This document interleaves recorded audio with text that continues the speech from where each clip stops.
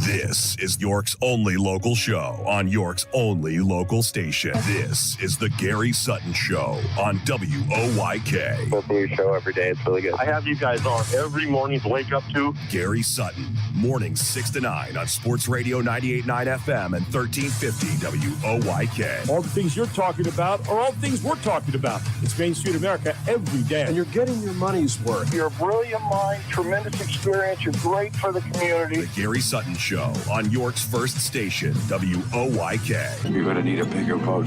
Now, broadcasting live from WOYK's downtown York studios inside Wellspan Park, here's Gary Sutton. And happy St. Patrick's Day here on the Gary Sutton Show. It is a Tuesday morning, the 17th of March, 2026. And I am Gary Sutton, Mark McKenzie here this morning, all brought to you by our presenting sponsors, Kindness Worldwide. You can find them at kindnessworldwide.org, and also Anstein and Sparler Attorneys at Law. And they are located at 117 East Market Street right here in York. You can text us today at the Back 9 text line. And that is Back 9, the premier golf installation here in York. I'll be out there today for 2 hours practicing my whatever you call it now. It's not really a sport anymore, more of an avocation. But the back9.com/York-PA is where you find them.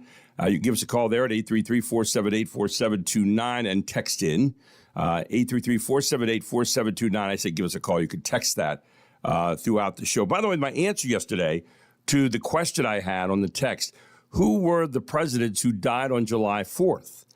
And there were two who died on the same day, strangely enough. Two of our founding fathers, John Adams and Thomas Jefferson, both died July 4th of 1826, exactly 50 years after the Declaration of Independence had been signed, which I thought was kind of unusual. And what was interesting, when Adams died, he said, well, at least Jefferson still lives. And Jefferson had actually died sometime earlier in that day. So there you go. And then the other one was James Monroe, who died in 1831 on July 4th. So I wanted to give the answers to that question today right out of the gate. We have a question of the day up today at Gary Sutton Show at Facebook. It's also on Instagram. It's also on LinkedIn and YouTube. And the question is this. Do you think there's really a need for the SAVE Act? How important is that to you, to bring various documents with you to vote, showing that you have citizenship in this country? How important is that? That's a big thing. It passed the House. The Senate is still dealing with that right now. And I just wondered how important it was to you. Don't forget to check out all of our various ways of getting to you.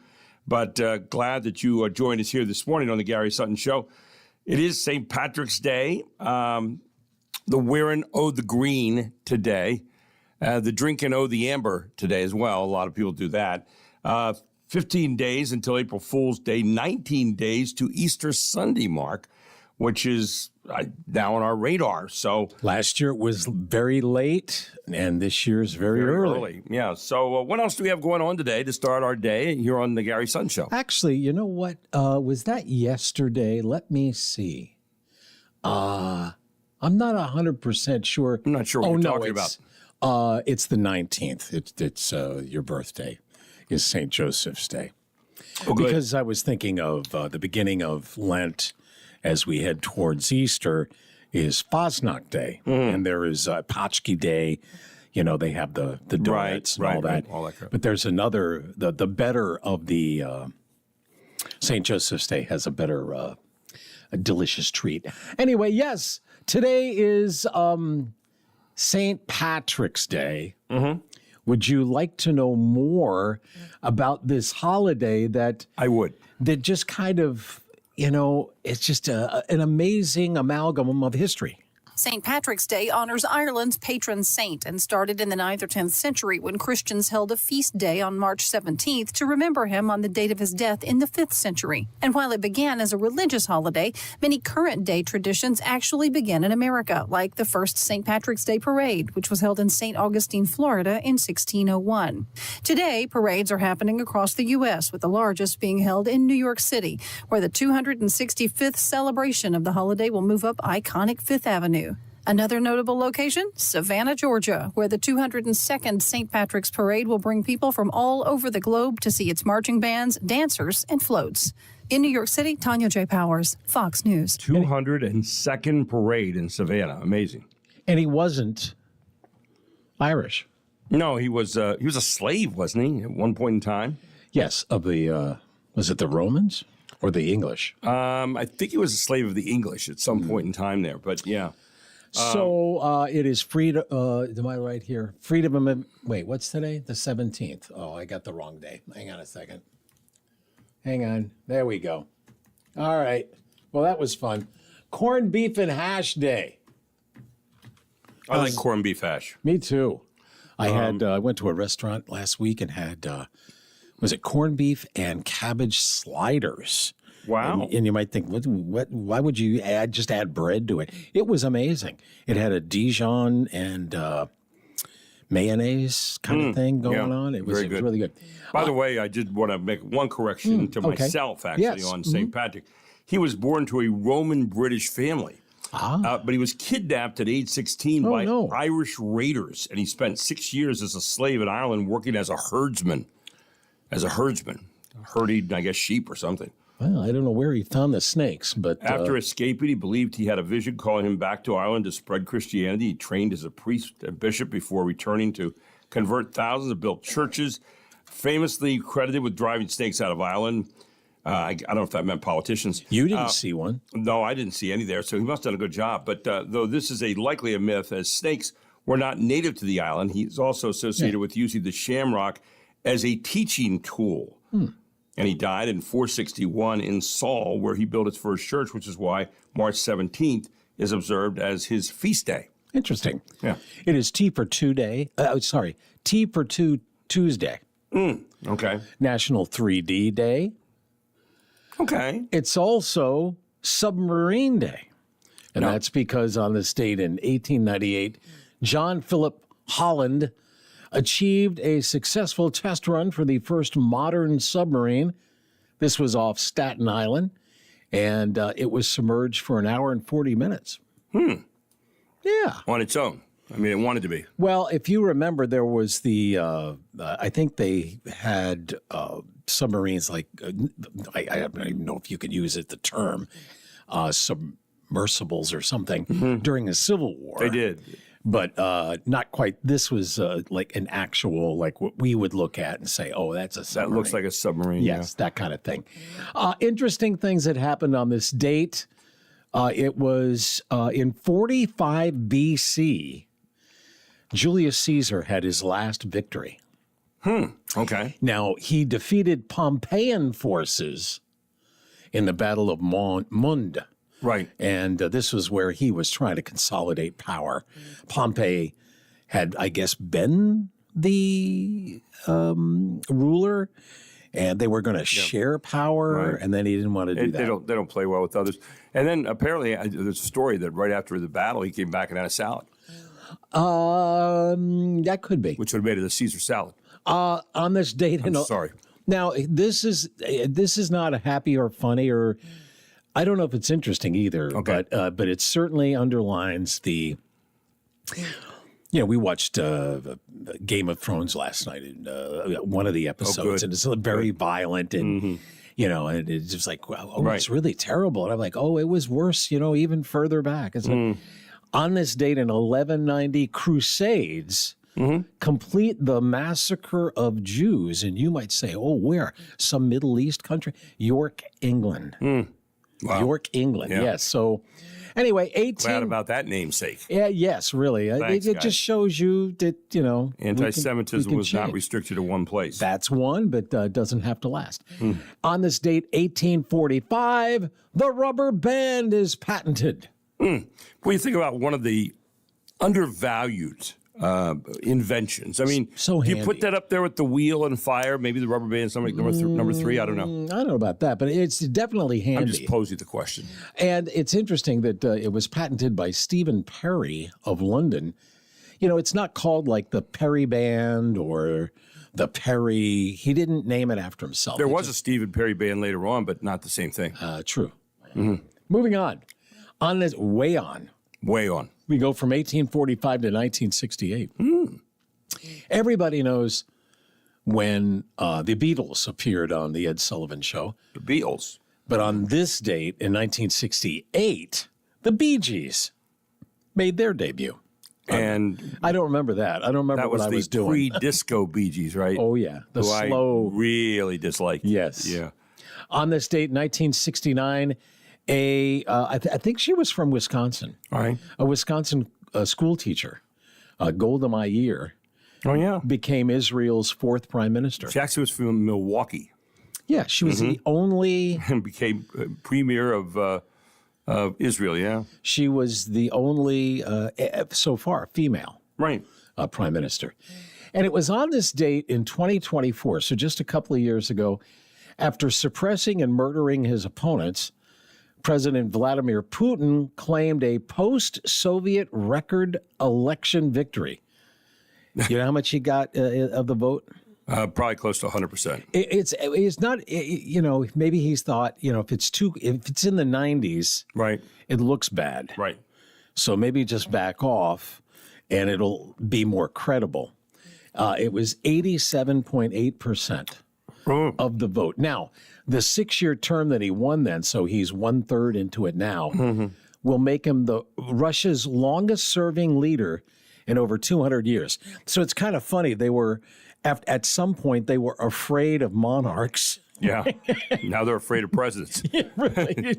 Well, Russia has always been, the Russian people have always been crapped on. I guess that's the kindest way I could put it. And, anyway.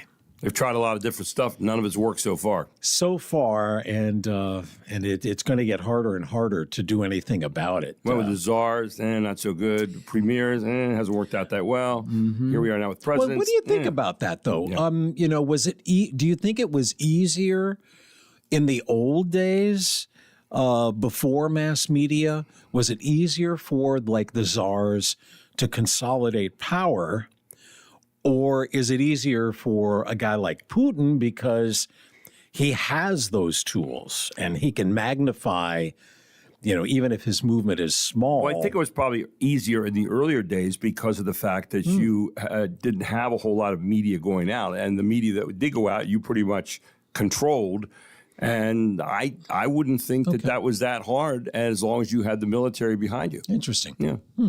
Just a thought. So, that's about it. There were a couple other things I thought about throwing in, but especially like sports stuff. Yeah. Like at one time, the highest scoring college basketball game was 117 to 115. It seems almost comical now. It must be it's way beyond changed. that. I had a game when I was at Mansfield. We had a game where Cheney University came in and played Mansfield the one night at a halftime score. This is a halftime score. 72 to 58. Wow. Cheney was up. Our team was shooting like 68% from the field. Wow, Was and you beat still by 14. Final score of the game 127 to 110. Wow. Which beats that score right there. So there's probably a lot of scores like that. And your average score was probably under 100. Yeah, easily. And but it was amazing. Do you have any? I didn't quite catch you, and we were kind of in the middle of that little emergency yesterday, and I didn't quite catch all of your conversation with Mark about what's going to happen with the Final Four. I looked at some things yesterday. I didn't see Duke anywhere, so I was. Duke is one. They're the number one seed They're of the the number whole one tournament. seed in the whole. Okay, so maybe I just missed that part. So no, they're number one seed of the whole. They're the number one seed of all the number one seeds. Do you think anybody is going to really challenge them? Yeah, I do. I think someone will challenge them, but I think it's a really wide open tournament. You've got some really good teams in there, like Arizona is very, very good. Florida is very good. They're going to be somebody to be reckoned with. They're the defending champion, and they might be better than last year. I actually saw them play. Oh, did you? And you're not a big basketball fan, I know. I just happened to catch it maybe 6 weeks ago. Right. And they kept saying that this was the defending champs, and they were not winning. And I thought, well, how is this possible? I guess, they change the next year. It's a little bit different. Well, they got beat by Vanderbilt in their tournament this last week by 18 points, 92 to 74. Wow. And, of course, Michigan's in there, too, at the 4 number one seeds. And then the second seeds are really good. It's a really good, well-balanced tournament. Duke, is down one player now. I think they're going to have their big 7-footer back, who's part of the lot of this guy Gamba. But this kid Foster got a broken leg, so he was out. So Duke won their ACC tournament without the 2 starters. And these guys are 2 regular starters. They still won 74-70. But it's going to be a really interesting tournament. And it all starts tonight with the first 4 in. They have 4 games, which I think are useless. But, that they do You know why? Well, it's not why they play them, but I noticed the amount of commercials for FanDuel and DraftKings. Oh yeah, we can get more people betting. It's right back up there to where it was right before the NFL season kicked in. It was like, oh my God, all these commercials for betting. Well, when we come back, lots of stories lined up for today, and we're going to talk about some of those. Some are sports, others are not, and a lot to be taken in today. All here on the Gary Sutton Show on WOYK. We'll be back right after this.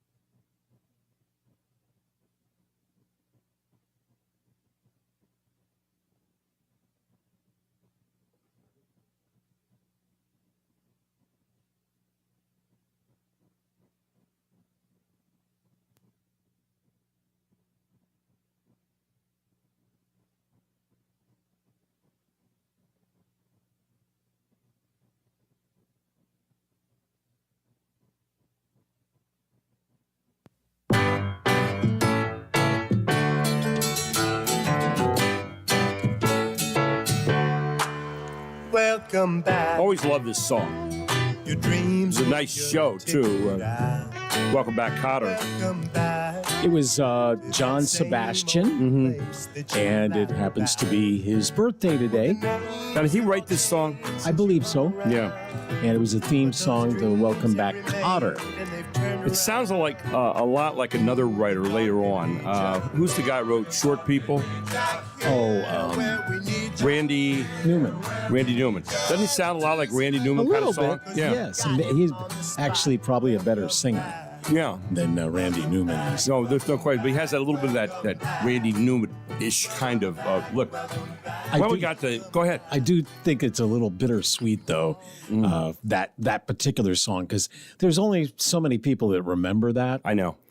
I was watching Jeopardy last night, and it was kind of disconcerting that they had a question, and they showed a picture of an actor. It was I don't even remember who it was, but nobody knew it. And it was the Smothers Brothers. Nobody knew the answer. And I thought, good God, that's how old I am. Officially old. Well, that's what it is. You know, you get older and you assume that everybody knows all the stuff that you knew and has experienced it the same way. And I think that last part is really the key. That, for example, when I was teaching back in the 1970s, and I remember the first time that I came across students who had not been around during the Kennedy assassination, didn't really know, and only could read it in books. And I thought, oh my gosh, that's like me about World War II, because you know I was born just after that. But I was like, ooh, and then now over the years, think about this.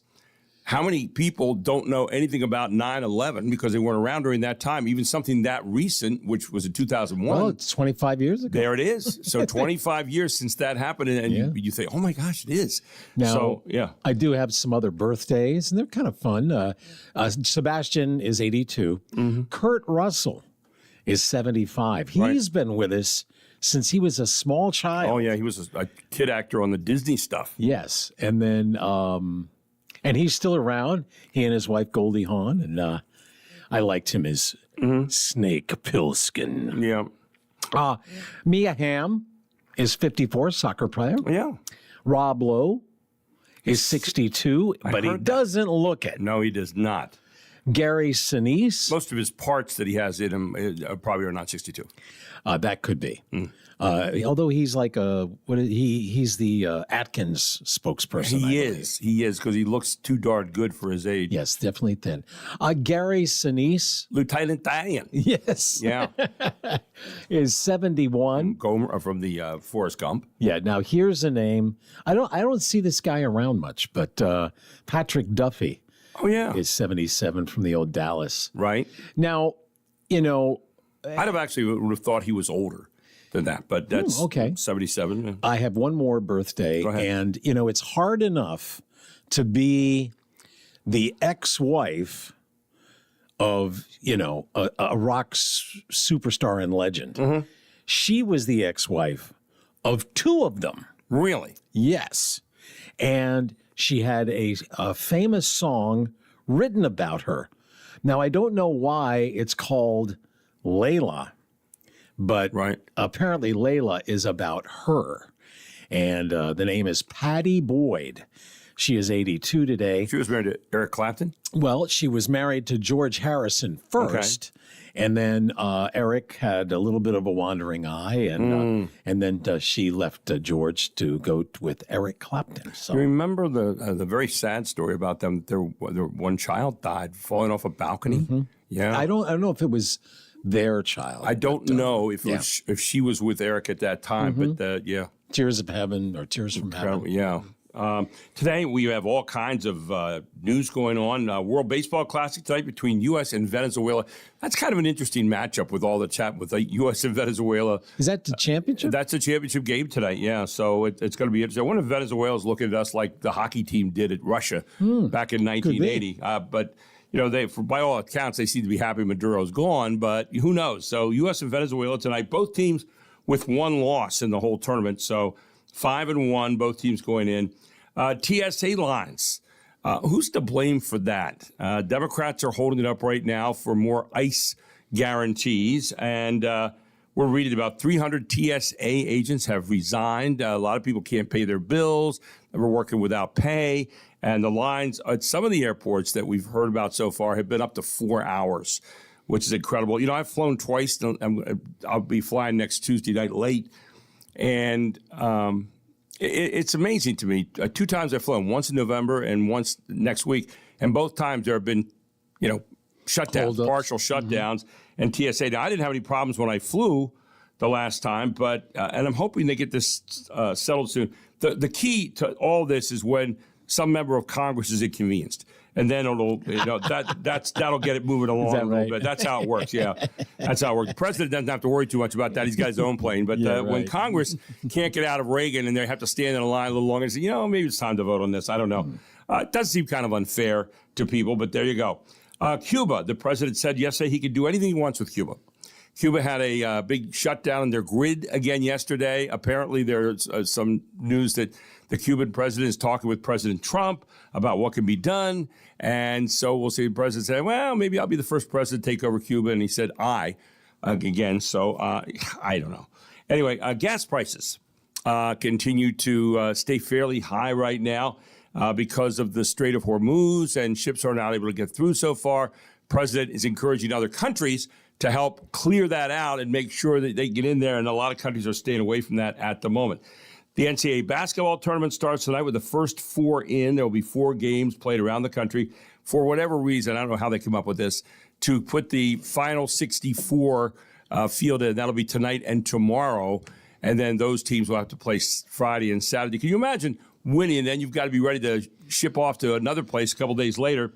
And the SAVE Act, is it necessary? That's my question today on the Gary Sutton question of the day, Gary Sutton Show on Facebook, and you can also find us on Instagram and YouTube and LinkedIn. But the U.S. House passed that bill that voting rights groups have repeatedly warned would make it harder for millions of Americans, including married women, to vote because their names changed. And so they're saying it would be harder for them. But basically, the bill would require an individual to present in person a passport, a birth certificate, or other citizenship document when registering to vote or updating their voter registration information. Yeah, driver's license won't work. A driver's license will not be enough. You have to have one of those other identifying pieces of information. And I read somewhere today where 69 million people in this country don't necessarily have a birth certificate that doesn't match exactly. And I haven't thought a lot about it until I heard that this morning. Do you have one? I do. All right. So, but you have one because Because I was born. No. Because your mother saved it, obviously, and then she gave it to you? Well, actually, I wrote a few years ago because I had lost it, and I wrote to the Secretary of State in Ohio or whatever, and ended up getting a copy of that. Yeah, so that's how I did it. It took a little time, but got it done. Right, but see, that's good that you have it, but it's from work from before. Yeah. So, like, if you need it, like, say it gets passed and it's got to be, right, and the rules change, the system might be inundated. You may not get it in time to vote if you needed it.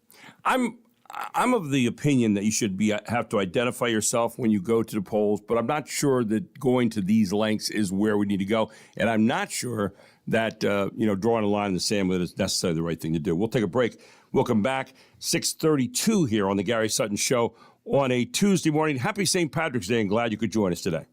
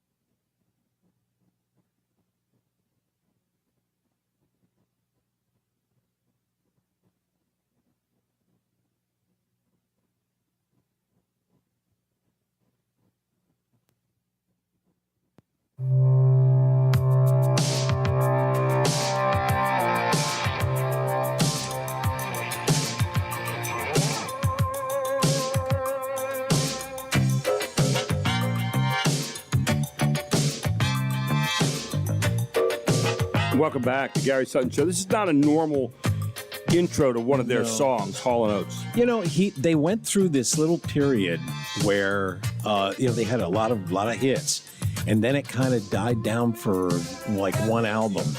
And this was a song, it charted, a lot of stations played it, but it was not up to the standards of, Kiss on My List and Sarah Smile, She's Gone, not any of those songs. So that was Method of Modern Love. Always liked the intro, though. And some of the songs had good intros, but it just didn't sustain. So then they went back to work, and the next album they really hit big with I Can't Go For That and One on One. Yeah, they were really good, and they went back. And a lot of those songs sound very similar. Yes, but it's Hall & Oates. I mean, going in, like that song there, you couldn't tell from that intro that it's Hall & Oates. By the way, I saw an interesting story today from, I guess you'd say, medical area. Dogs give humans unconditional love and companionship, but did you know that they could be keeping us healthy too? Now, you don't think about your dog keeping you healthy, but here you go. Researchers in Finland studied the air around dogs, specifically the microbes they released. Really? Every time a dog moves or scratches, it sends tiny bursts of pollen, fungi, bacteria, and plant debris into the air. That doesn't sound that good to me. Larger dogs can release up to 4 times more microbes than humans. Now, here's what one of the doctors behind the study said, though. Quote, exposure to a dog during childhood reduces the risk of developing allergic kind of diseases, unquote. And then he said, making sure that a child is exposed to diverse environmental microbial stimuli seems to be a good idea based on what we know, and a dog can help with that because when it scratches, it lets all this stuff loose. Yeah. So, yes, your dog might literally be helping train your immune system because your immune system is being attacked by all the crap that's coming off the dog, and if you can handle that, you can handle anything, right? It's all merged together. It's a symbiotic world. I had a good friend who was a radio talk show host nationally, and during the COVID, we were talking about it. He said, before I became, he was a comedian. He said, before I became a radio talk show host, he said, I drove cab in New York. He said, there's nothing that can get to me. He said, when you think about all the people you're exposed to and all different things. Yeah. So the idea was that If you live. Yeah. There you go. that was it. And you talk about today being St. Patrick's Day, right? Obviously, but see, in my home state of Massachusetts, particularly the Boston area, today is Evacuation Day. Oh, great! Yeah. Have you ever heard of evacuation? I've never heard of evacuation day. I can only guess what it might mean. Let's learn about it. It's St. Patrick's Day today, and in Boston, with its historic Irish pride, they'll commemorate the day for the 5th century bishop and missionary.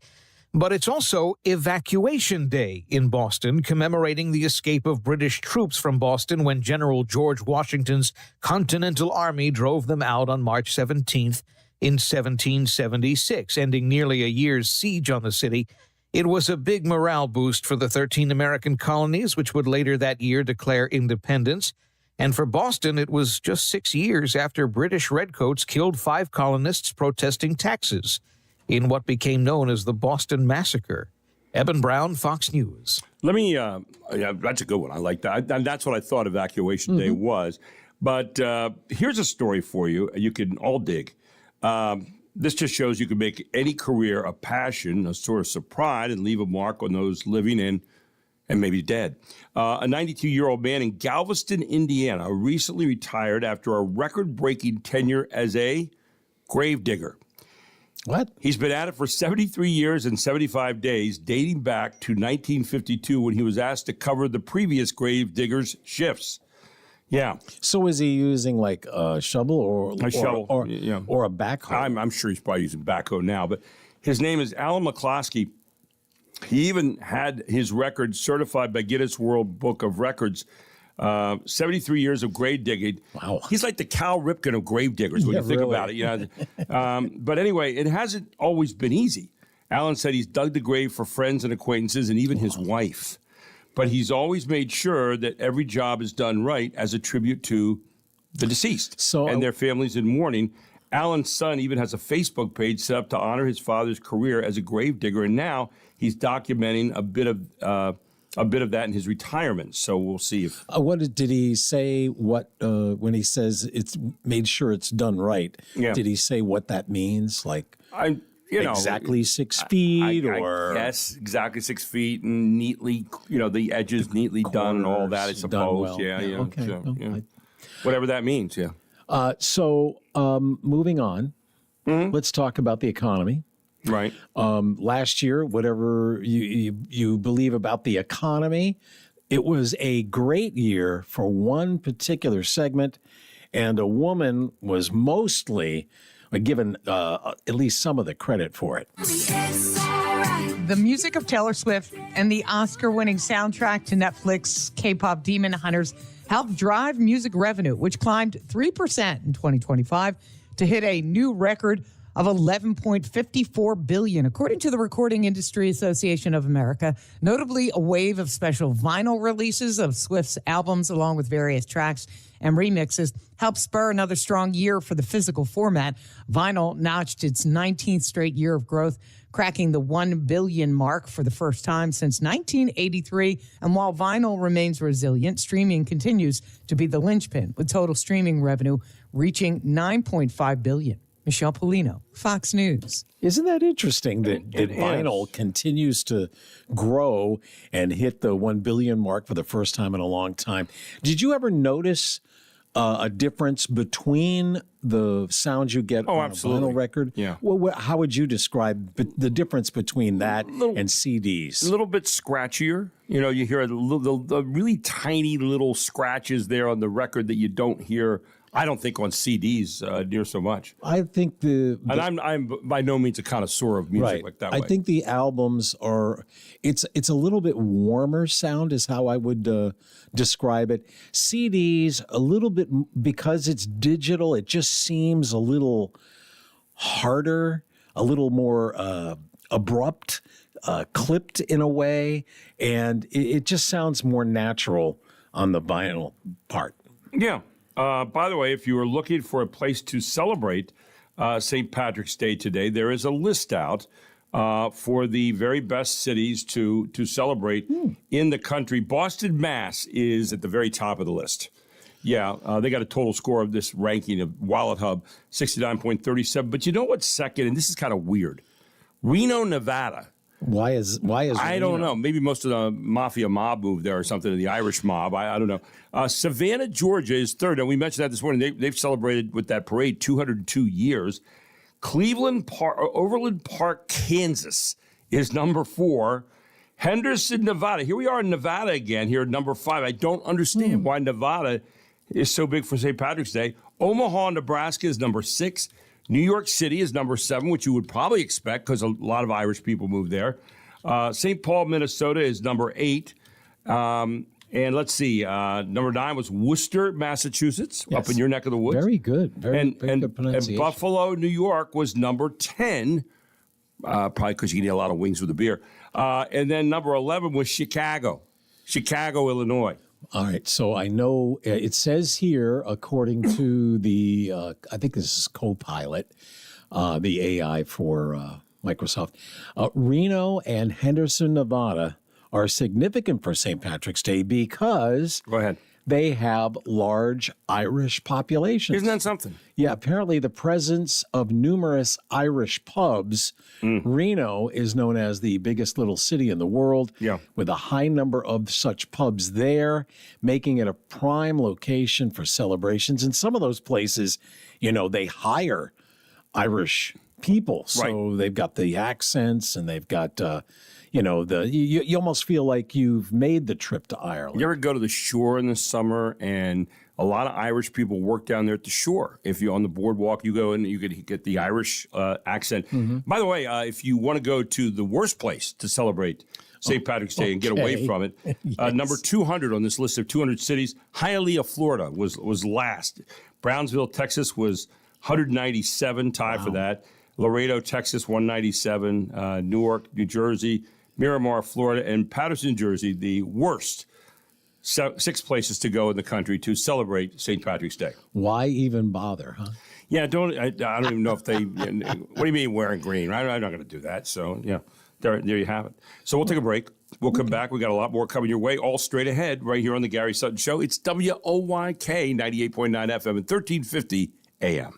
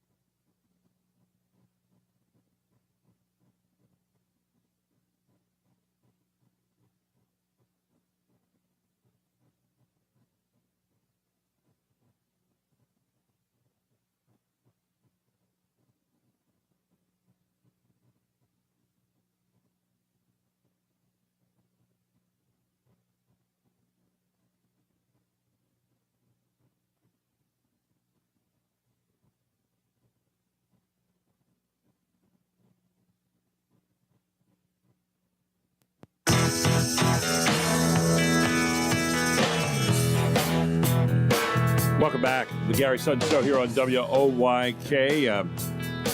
Lots of news going on around the world as well. President Trump said Monday that the United States has literally obliterated the Iranian regime at the third week of the war. It's underway this week, and encouraged other nations to help open up the Strait of Hormuz. But there's not a lot of nations necessarily helping right now, or not. I think the word he used yesterday was they're not showing a lot of enthusiasm.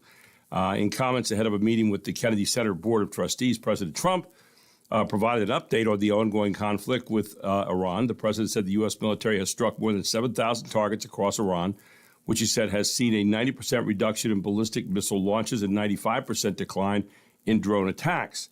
Quote, our powerful military campaign to end the threats posed by the Iranian regime continued in full force over the past few days.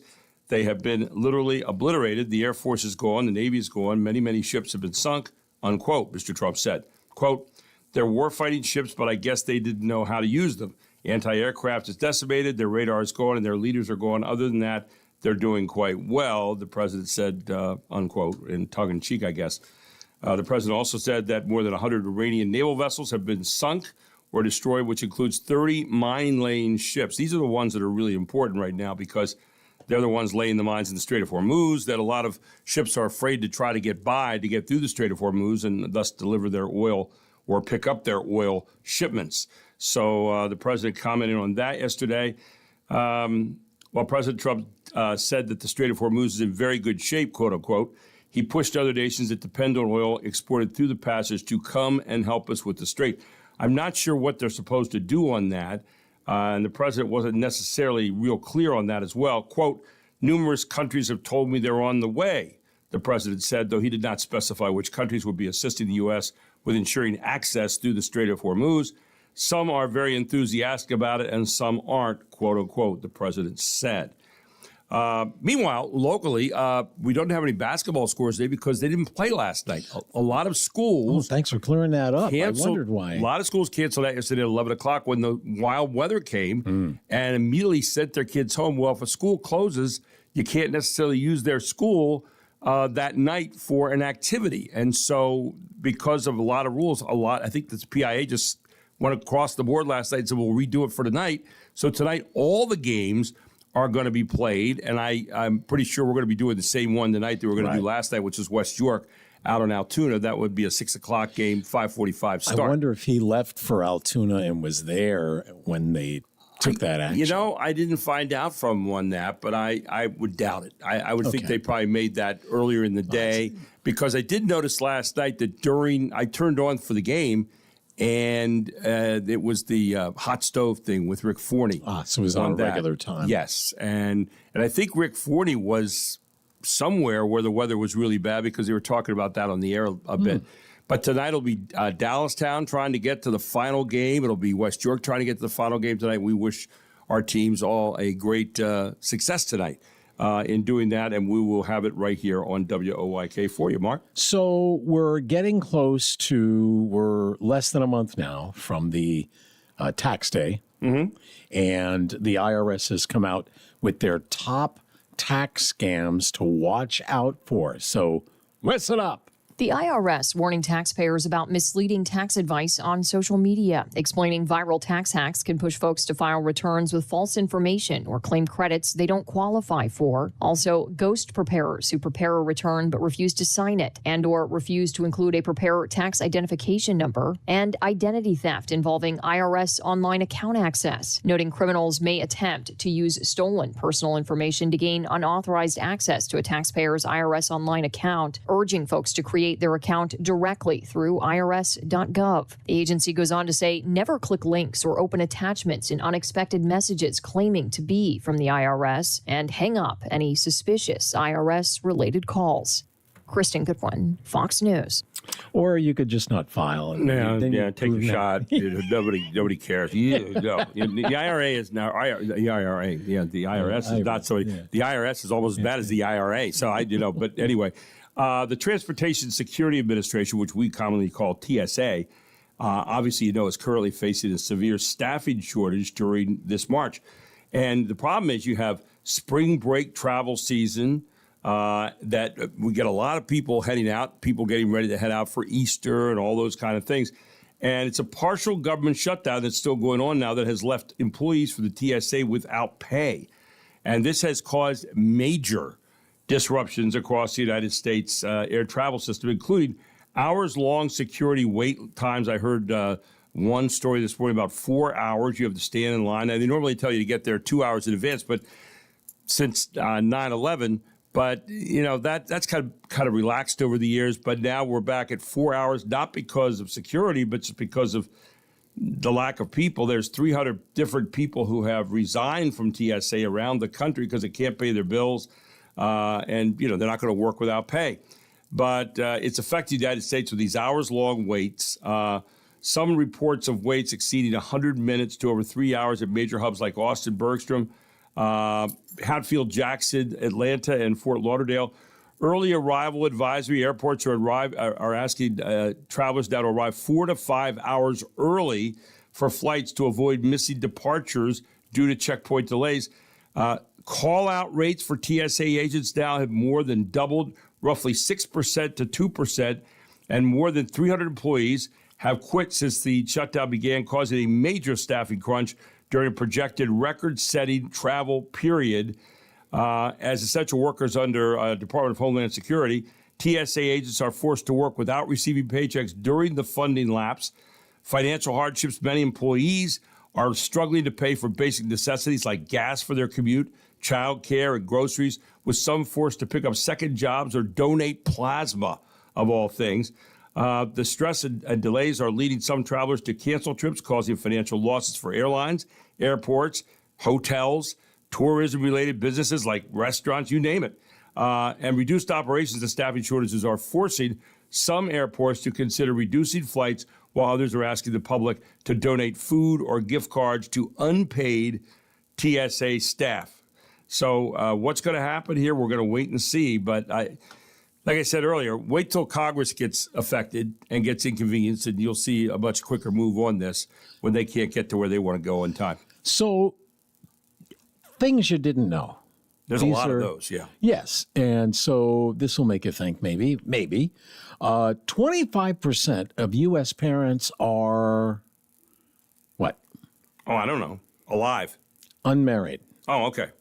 That's not a huge change from 30 years ago when it was 21%, but it's a massive increase from 60 years ago when, what would you say, what percentage was unmarried 60 years ago? So probably very few. I mean, I'll say 1%. 7%. 7%, okay. 7%. So just a teeny. I'm not good with those kind of things. That's okay. Well, I don't predict well. You're the representative of, the listener. Finally, President Trump's approval rating, and what I do with this, I don't go with any one poll because I don't trust any one poll. And again, polls are what they are. They're snapshots. The sampling's always different. But when you take an average of all the Real Clear Politics, is one of the websites I go to every day if you'd like to check it out, realclearpolitics.com. They've got articles from all sides. They've got polls from all sides. If you take the average of all the polls, the president's approval rating is 42.7%. That's compared to 54.8 disapproval rating, minus 12.1. And the only area where he is up is a group called the Trafalgar Group. And that was on a poll from 3-1 to 3-3. He was +2. Everyone else, he's down pretty big. I think, so this was like 12, 13 polls that were combined. So 42.7%, minus 12.1% on that. And, so just a snapshot. Take it for what you will. When we come back here on the Gary Sutton Show, we'll check in with James Sanders this morning. James Sanders, by the way, is going to be sitting in on the show on Monday the 30th. I'm going to be out of town starting next Wednesday, and James will be in. But we're going to talk this morning about Jamie Dimon reveals the one career rule he set himself when he was just a 28-year-old assistant, and he'll tell you what that rule was, all here on the Gary Sutton Show on WOYK. Trish Hauser will join us next hour as well. And we'll also have Vance Miller in on a good job for you if you're looking for one. And Sue DeMars joins us as well from Easter Seals. We got a jam-packed 7 o'clock hour coming your way, all straight ahead on the Gary Sutton Show. It's St. Patrick's Day.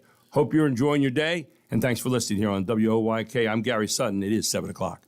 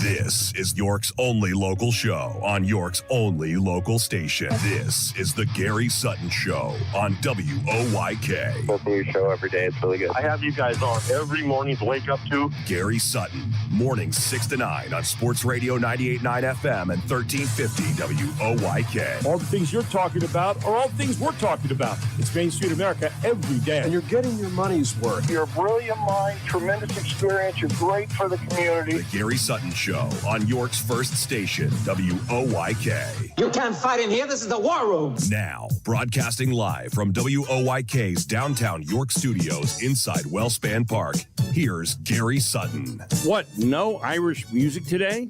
I am Gary Sutton. It is St. Patrick's Day 2026. But it's that or this. There it is. There it is. What I dreaded most for this day. He really was disciplined the first hour. Yes. But Sean Mark McKenzie with us here this morning.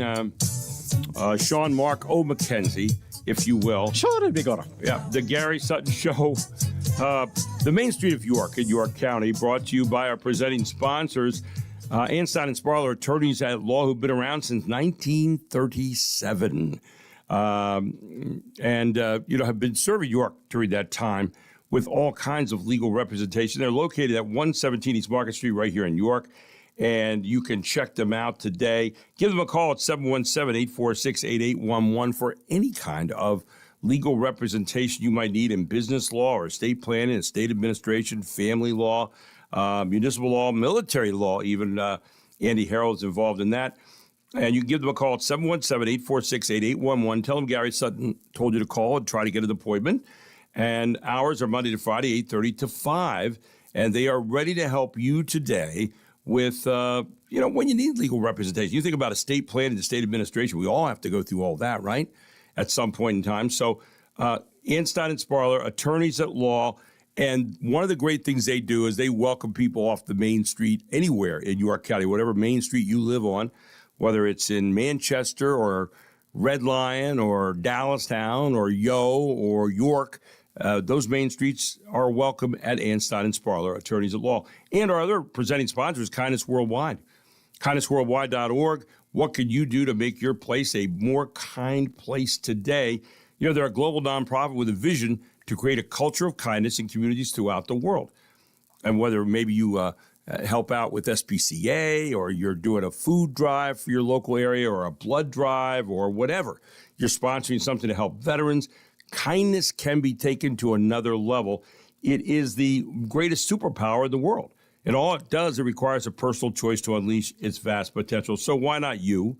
Why not us? And why not right now? Go the extra mile today. Check out kindnessworldwide.org. Our back nine text line is 833-478-4729. And you can get in there right now. The back nine, by the way, is the premier golf installation here in York indoors, where I'll be today because it's too stinking cold outside to play golf. And I got rained on yesterday after I went out and listened to a friend say, we got a 2-hour window. Yeah, the 2-hour window shrunk to 1. And we got the furthest place out from the golf course. It got soaked coming in. So I'll be heading indoors today. Thank you very much, George. It was, I got home yesterday. I looked like a drowned rat. I really did. Well, what did you think? Didn't you listen to the forecast? Well, I did. And it said, it was going to be okay until like 3. It was going to be 65%. Well, 100% fell on us. Wind blowing sideways, rain going sideways. I was walking up the fairway with my friend Mike Kesey. He used to be a coach at York Catholic. And we're walking up. And normally we go in and have like a little adult beverage afterward and a sandwich. And they said, not today. I crawled to my car, soaked the seat, got home, got the clothes off, dried out. I mean, I felt like I had been... So none of that happens ever at the back nine. You can check out theback9.com/York-PA/dry. Anyway, no, I had /dry. I added myself. But anyway, and also today at Gary Sutton Show on Facebook, which is kind of our homepage. Go to @Gary Sutton on Facebook, although we're on Facebook, Instagram, LinkedIn, and YouTube. And the question for today is, do we really need the SAVE Act? Do we really need to have our documentation that we were born in this country when we go to the polls? Is it really that big a problem? I wanted to get your thoughts on that today, so feel free to weigh in on that as well, and I'll be checking that out during the course of the show or right after the show as well. So all of that happening today, and this hour being sponsored by Trish Hauser, State Farm Insurance Agent. You know, Trish is fantastic. She is so filled with information, and if she doesn't know something, she goes and finds it for you right away. She is thorough, she is exact, and she is just a pleasant person to talk to, but she will give it to you and give it to you in a nice way, but give it to you straight. They offer coverage for cars and homes and life, as well as renters policies. That's what Trish has been doing for a long time. They're located out there at 1865 North Susquehanna Trail right here in York. And you can give her a call today at 717-848-4336, open 9 to 5 weekdays, although Trish will tell you all the time she'll make an appointment with you if you have some special needs there. So Trish House is the sponsor of this hour of the Gary Sutton Show, and she'll be with us later on the hour to answer the question, how long can your kids be on your insurance policy, right? But now we check in with James Sanders, who is our business blogger, and he's got a great story this morning about Jamie Dimon, who's a guy that a lot of people turn to for economic information. Good morning, James. How are you? I'm good, Gary. And God, you're bringing back blasts from the past. You mentioned Mike Kesey and yourself. I mean, I remember going to your basketball camp when I was. I know. Thanks. When I was a younger fella. Yeah. I guess. We were younger. Yeah. We were younger fellas then too. And but yeah, that's Mike and I were walking up yesterday, and we're both soaked, and we're chatting on the way up the hill. Why did we follow George's prognostication on the weather today? Our friend George Miller, who from now on, if he says it's going to be sunny out, I'm going to check first. But anyway, you said a great article on J.P. Morgan CEO Jamie Dimon revealed the one career rule he set himself when he was just a 28-year-old assistant. Tell us about that. Yeah, so I mean, Jamie Dimon, no secret, is kind of like the modern day financial guru. It's who all the press goes to find out what his annual report's going to be. Mm-hmm. Been uber successful throughout his career in finance. Has built J.P. Morgan into one of the biggest financial titans in the country. And his rule to himself is quite simple. It's basically, and I use this a lot, and I have to tell myself this: you got two ears and one mouth. Use them in proportion. Listen first. Stay quiet in the background and don't feel the need to interject yourself, especially at a young age, so that you know what's going on, how people are handling things, and then ultimately down the line, when asked, that's when you put forward your opinion on the matter.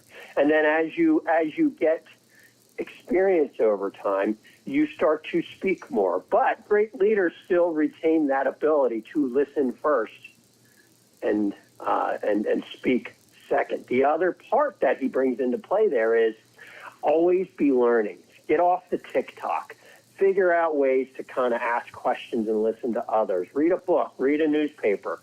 Constantly educating yourself and being curious. Again, you hear this common theme amongst successful, great leaders in society over time, and Jamie Dimon is just merely repeating this. It's a simple concept, but people want gratitude immediately, and they want to be known, and they want to put their name out there, and they want to express their opinion. And look, we're all guilty of it. I mean, I can speak for myself. Mm-hmm. You want to go out there and be the loudest person in the room and be the most respected person in the room. But sometimes it's the quiet person that's sitting in the back and then ultimately speaks at the end. And that's what he's pushing. To elaborate what you said at the beginning, he said, my first goal, this is a quote, my first goal was to learn something and not say anything until I could add some value. Wow. Yep. I mean, think about how many times you hear people adding things that has no value in a conversation, maybe in a boardroom or a meeting or even just a conversation sometimes. My father was a principal at Northeastern High School for about 23 years. And one of the great things that I learned from him, and he was very, very good at it, was he would sit in a room and he would listen to a meeting and he would listen to what everybody had to say.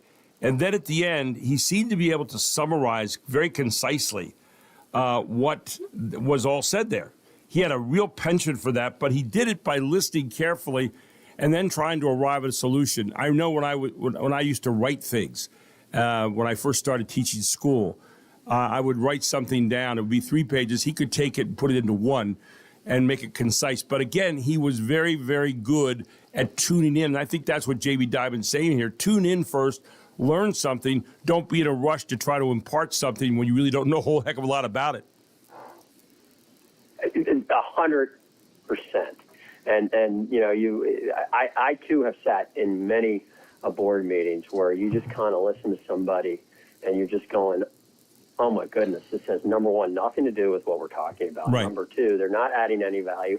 And number three, I'm looking around the room, half the room's tuned out to this person anyway. Right. So they're stealing time from each of our days just to hear themselves talk. Yeah. And arguably you could go down to Congress or up to the State House and hear it going all the time. But that's just the cynic in me. Well, no, I'm agreeing with you, though, because I think that a lot of times people come out and say things that are just obvious.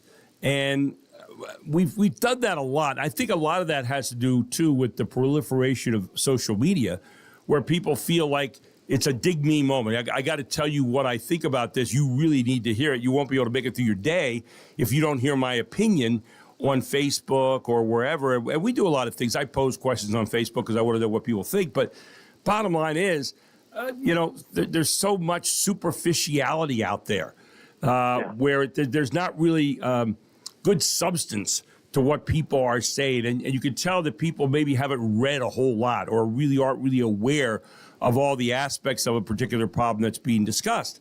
And I think that's what I'm looking for is for someone who obviously has spent some time thinking, has spent some time listening, is looking at all aspects of a particular problem. And I'm very interested in reading those kind of articles or hearing that kind of person speak. Yeah, I would agree with you. Again, it goes back to when you earn the right to speak, okay, it means you've got the respect of the room. And if you've got the respect of the room, they're going to follow what you say. Right. More times than not. Or at least respect what you say. I shouldn't say follow what you say because you're going to be around other people that might be just like that person. Right. And they're going to be listening to you as well. But at a minimum, they're going to respect what you say. And in an organization, they're going to follow what you say because they know you mean it. And I also would like to have people who are willing to interchange with you, converse with you, listen, and maybe raise the level of the conversation in the long run. And it sounds like that's one of the things that Jamie Dimon is saying in this article. By the way, I do want to mention that James is going to be our guest host for his first time ever on the 30th, when I will be out of town. Actually, I'll be coming back, but James is going to be sitting in that day here on the Gary Sutton Show from 6 to 9. He's all ready to go. I know he's excited, enthusiastic about it. Right, James? You were in here yesterday. I've got huge shoes to fill, and I will be engaged in a lot of listening, and talking. How's that sound? Okay. Well, we'll have a lot of fun that day. Mark will be here to help you. Mark was just rolled his eyes saying, "Oh, really?" And no, I know Mark's looking forward. Mark loves you. He's looking forward to working with you that day. But everybody always says, "Well, I wish I could do your show." Well, you know, there you go. So I called James. I had to pay him a lot of money to do this, but it's okay. That's right. Checks in the mail, by the way, James. So you doubled my salary. No, exactly right. Yeah, you went from $1 to $2 now. So anyway, hey, great to have you on today. Looking forward to the 30th with you. We'll talk to you again next week, though, before I leave that Tuesday night. And have a great rest of your week, okay? Thanks, Gary. Thanks, buddy. Have a great rest of your day. Happy St. Patrick's Day. Take care. James Sanders here on the Gary Sutton Show. Coming up next, Trish Hauser. How long can your kids stay on your insurance plan? Trish is going to talk about that next on the Gary Sutton Show on WOYK.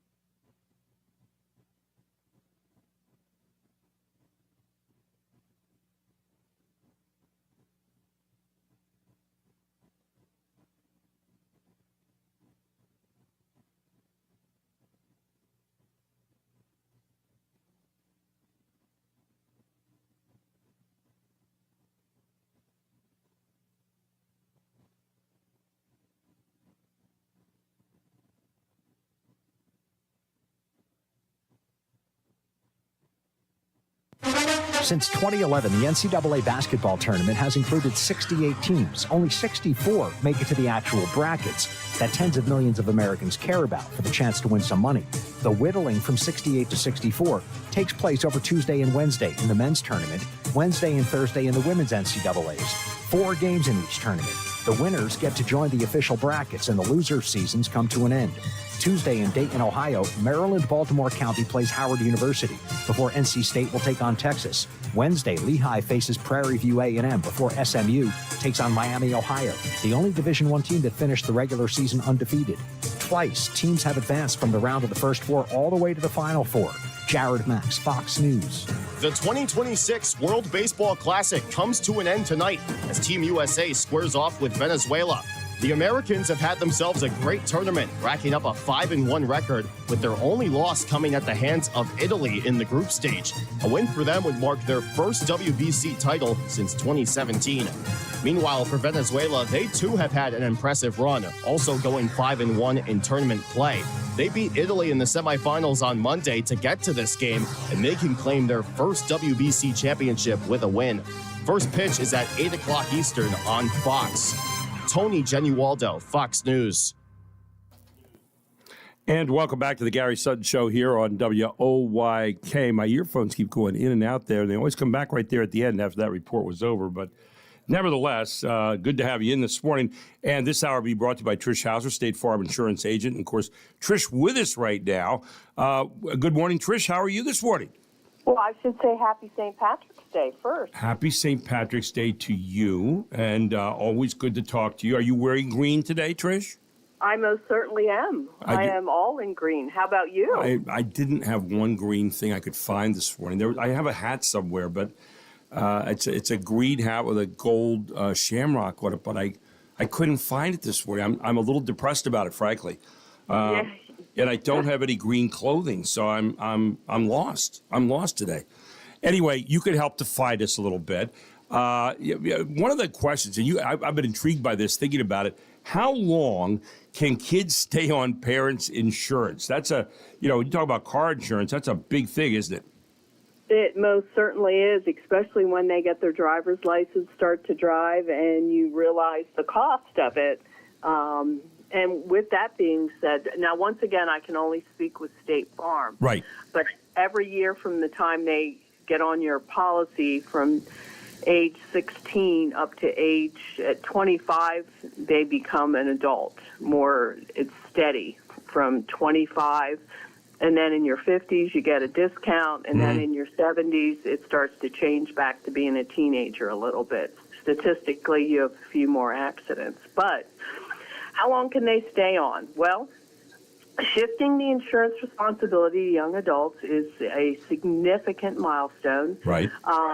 And making sure they understand the consequences is huge, because I can't tell you how many times we get the calls and their parents will have liability limits that are higher. Mm-hmm. And younger people will just say, I want state minimums. And then you explain to them, I don't care. Ooh. I don't own anything. Oh. I don't this. So parents need to parent and make sure their kids understand consequences when it comes to choosing. Because I find that a lot of kids just don't. As a young adult, it's crucial to know that the support of your parents is there and they're helping you out. But you need to understand, what's cost effective. Having your own insurance can be an essential step, in adulthood. And technically, you can stay on your parents' policy for the rest of your life. Wow, I did not know that. Yes, it's not like health insurance where I believe at age 26 you're done. Right. You're off. So you can stay on for the rest of the life. But what people have to understand is first you have to live in the household. Mm-hmm. That's the first thing. Second, that means your kid's living with you forever. So you have to think long and hard. Yeah, C basement. Go ahead. Yeah. And the other thing. I got you. Did we lose Trish there for a moment? Driving your vehicle, you're the one that's going to get sued first.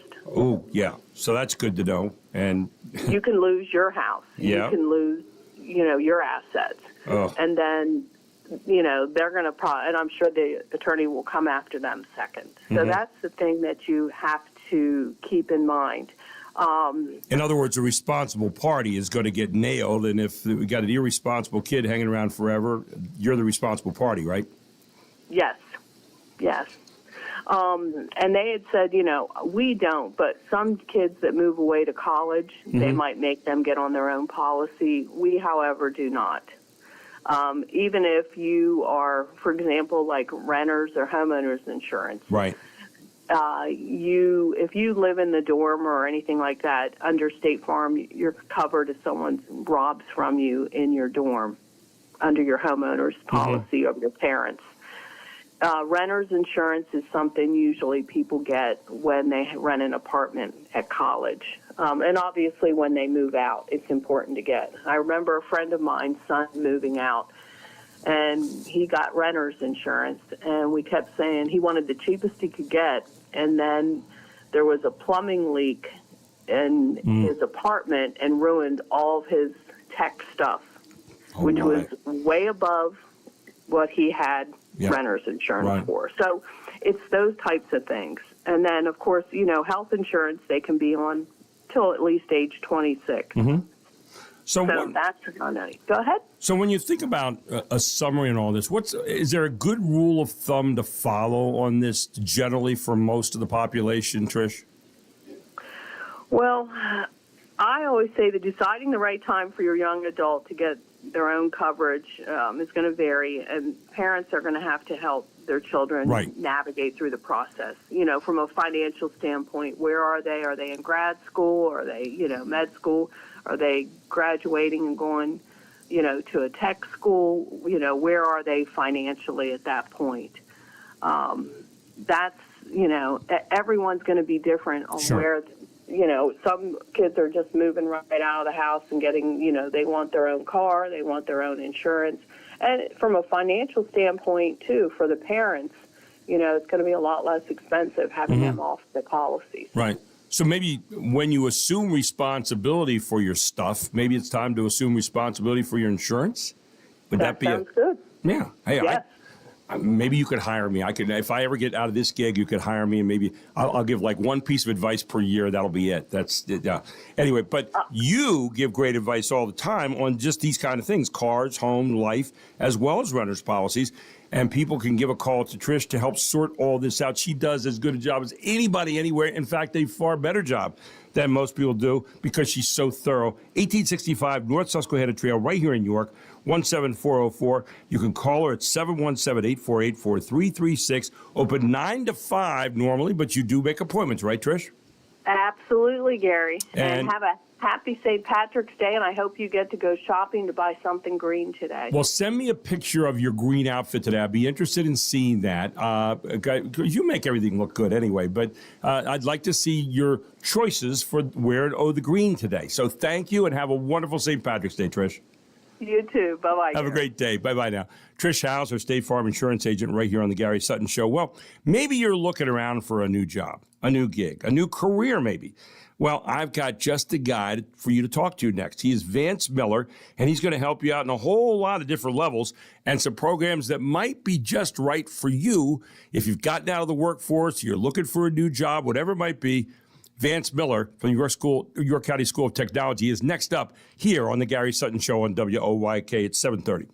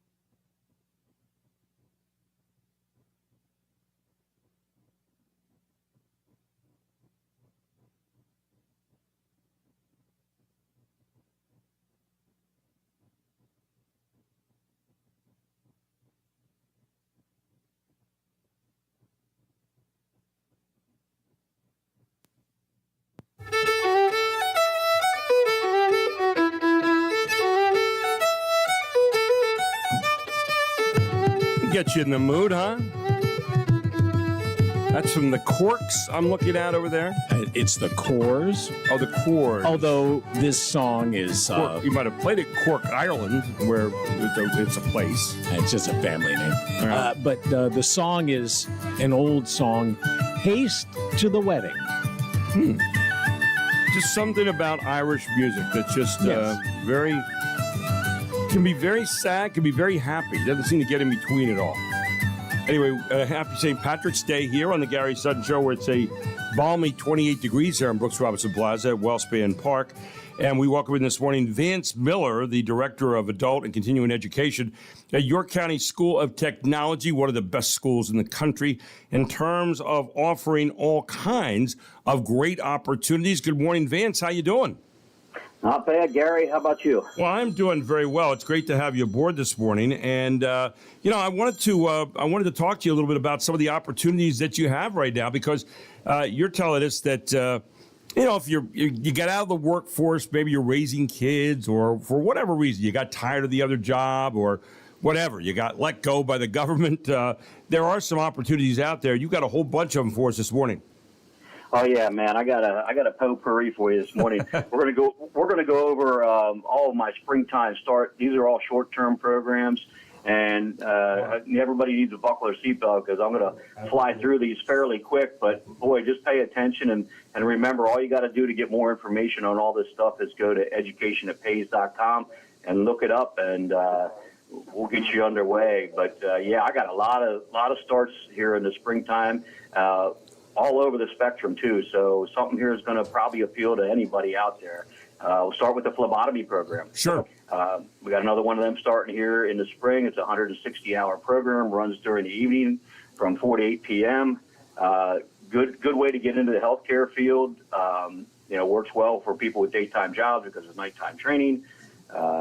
You do a lot of blood collecting. We have an agreement with WellSpan where you go out there and you do an externship with them as well. Right.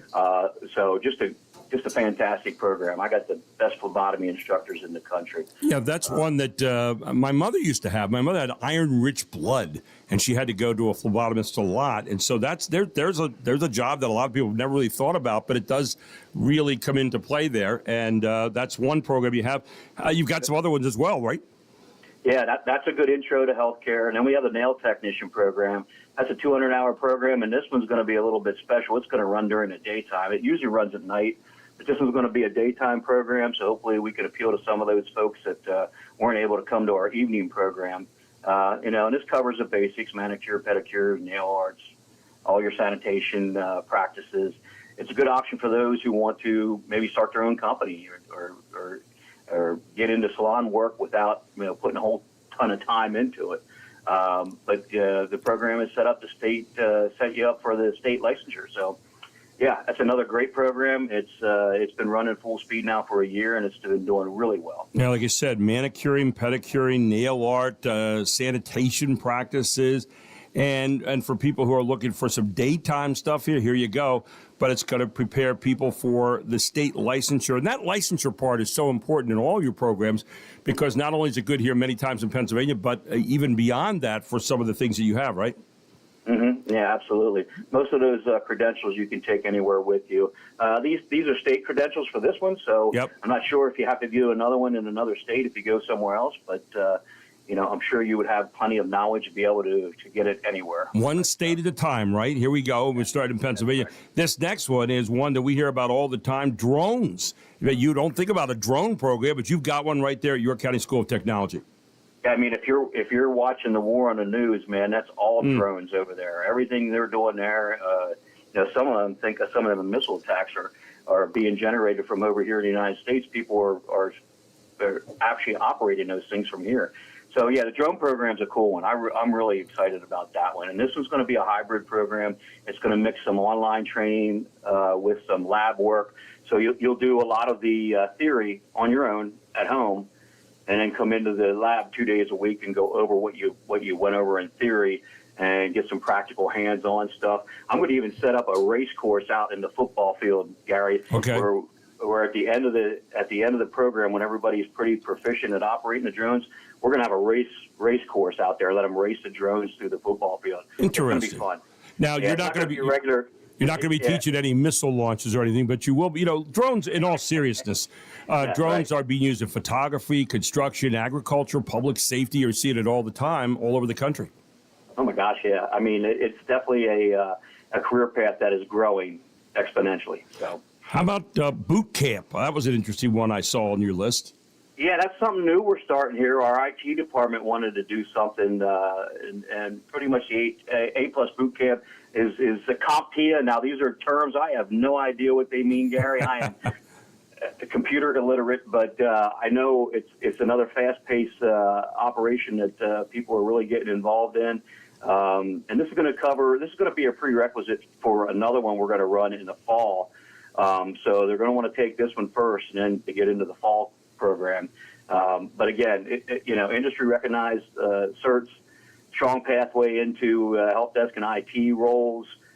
You learn networking, troubleshooting, software, hardware, all that stuff.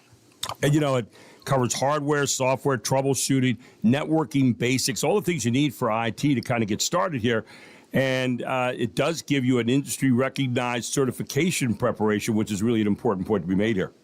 Yeah, that one can go anywhere with you. You don't have to redo that one, whatever state you go into. Now, something I do know that you are very proficient at and good about is diesel technology, right?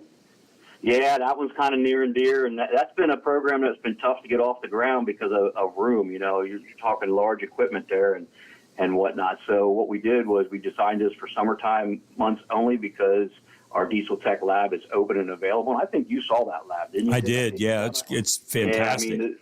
Yeah, the equipment in there is incredible. This is going to be another hybrid program. It's going to total 400 hours, but 200 of that's going to be online theory done at the student's pace. Now, they will have to keep up with it because when they come into the lab, again, they're going to go over what they learned online theory in the lab. They're going to put it to use, and I think we got a really strong program here, and it's picking up some interest and I'm excited for this one. Well, I know a lot of the companies out there that have needs for diesel techs are excited about it as well. Well, you talk about high demand with strong earning potential. You're talking about this diesel program here. Yeah. I mean, and that's a job that's not going away. It's only going to need more and more people as time goes on. Now, the final one we wanted to mention today, and this starts on June 1st, and it's a daytime one, is your welding program, which, again, need I say more, there's need for welders all over the place. Well, this one here is special. It's called the Tide Welding Program. Okay. And it's in partnership with the Manufacturing Association right here in York County.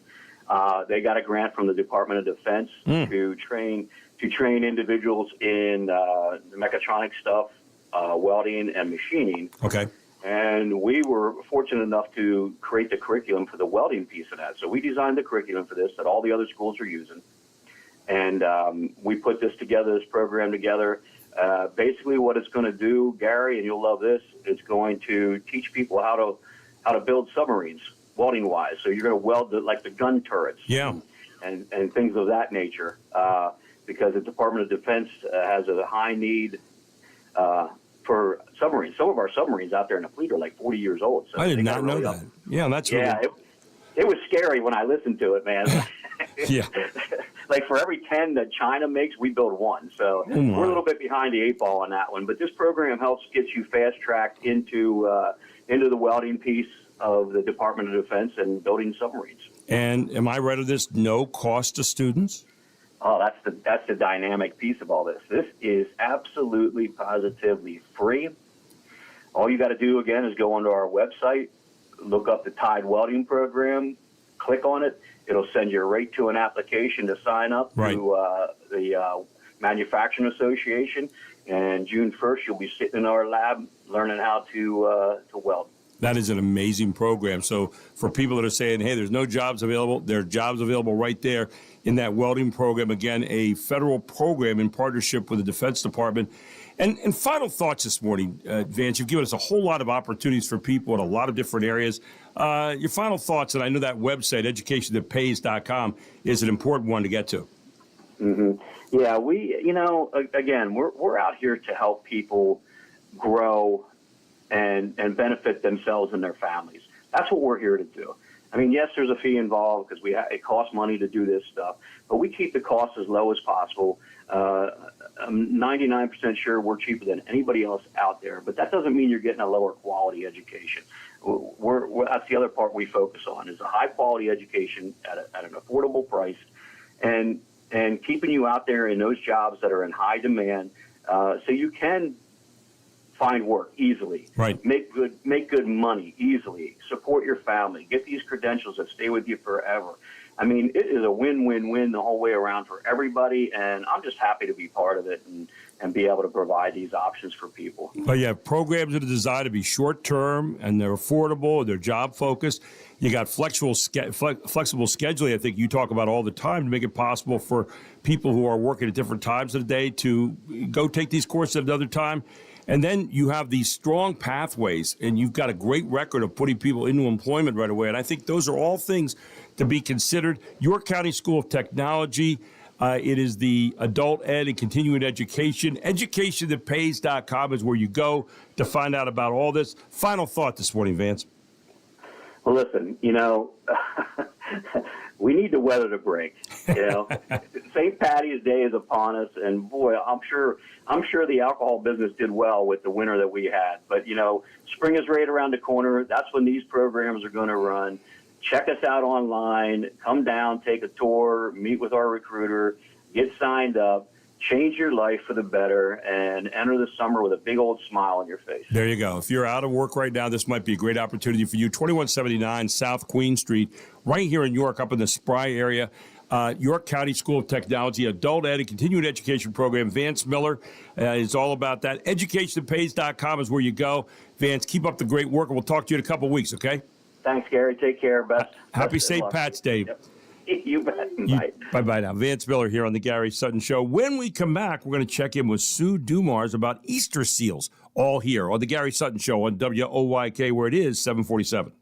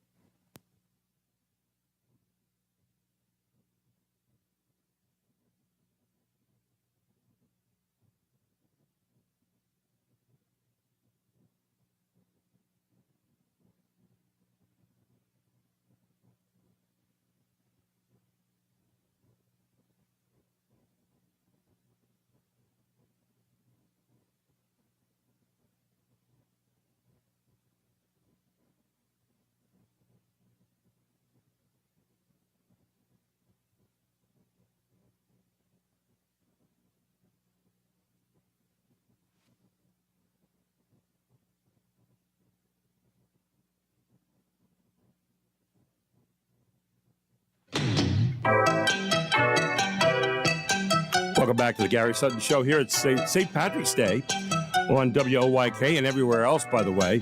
I am Gary Sutton, and we welcome this morning Sue Dumars as we have a moment here with our nonprofits leading up to the Big Give coming up in the first weekend in May. Really, it comes Thursday, Friday, and Saturday.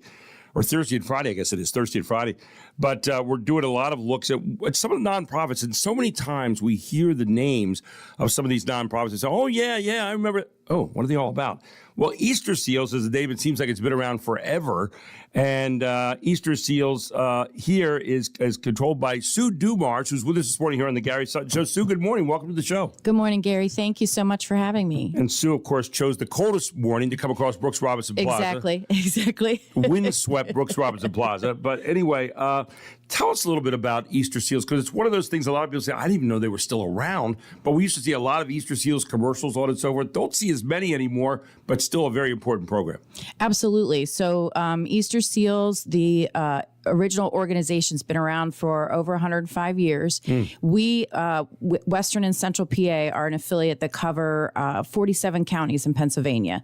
So the national office doesn't do as much advertising anymore, which is why you don't see the commercials on TV. Right. But we still provide our services, and there's been several mergers over the last 15 years. So Easter Seals, Western and Central PA, like I said, provides programs for individuals with disabilities for 47 counties. And out of this Central PA area, out of the York office, we also provide programs for kids in military families. And I know you have camps and things like that for Yes. them. Talk a little bit about some of the specific things that are out there for people with disabilities, and also the kids and the types of camps and types of things you do. Sure. So one of the main program that we want to offer is getting people with disabilities engaged in their own community. So we offer recreation opportunities and camping opportunities, and these are both for kids and adults.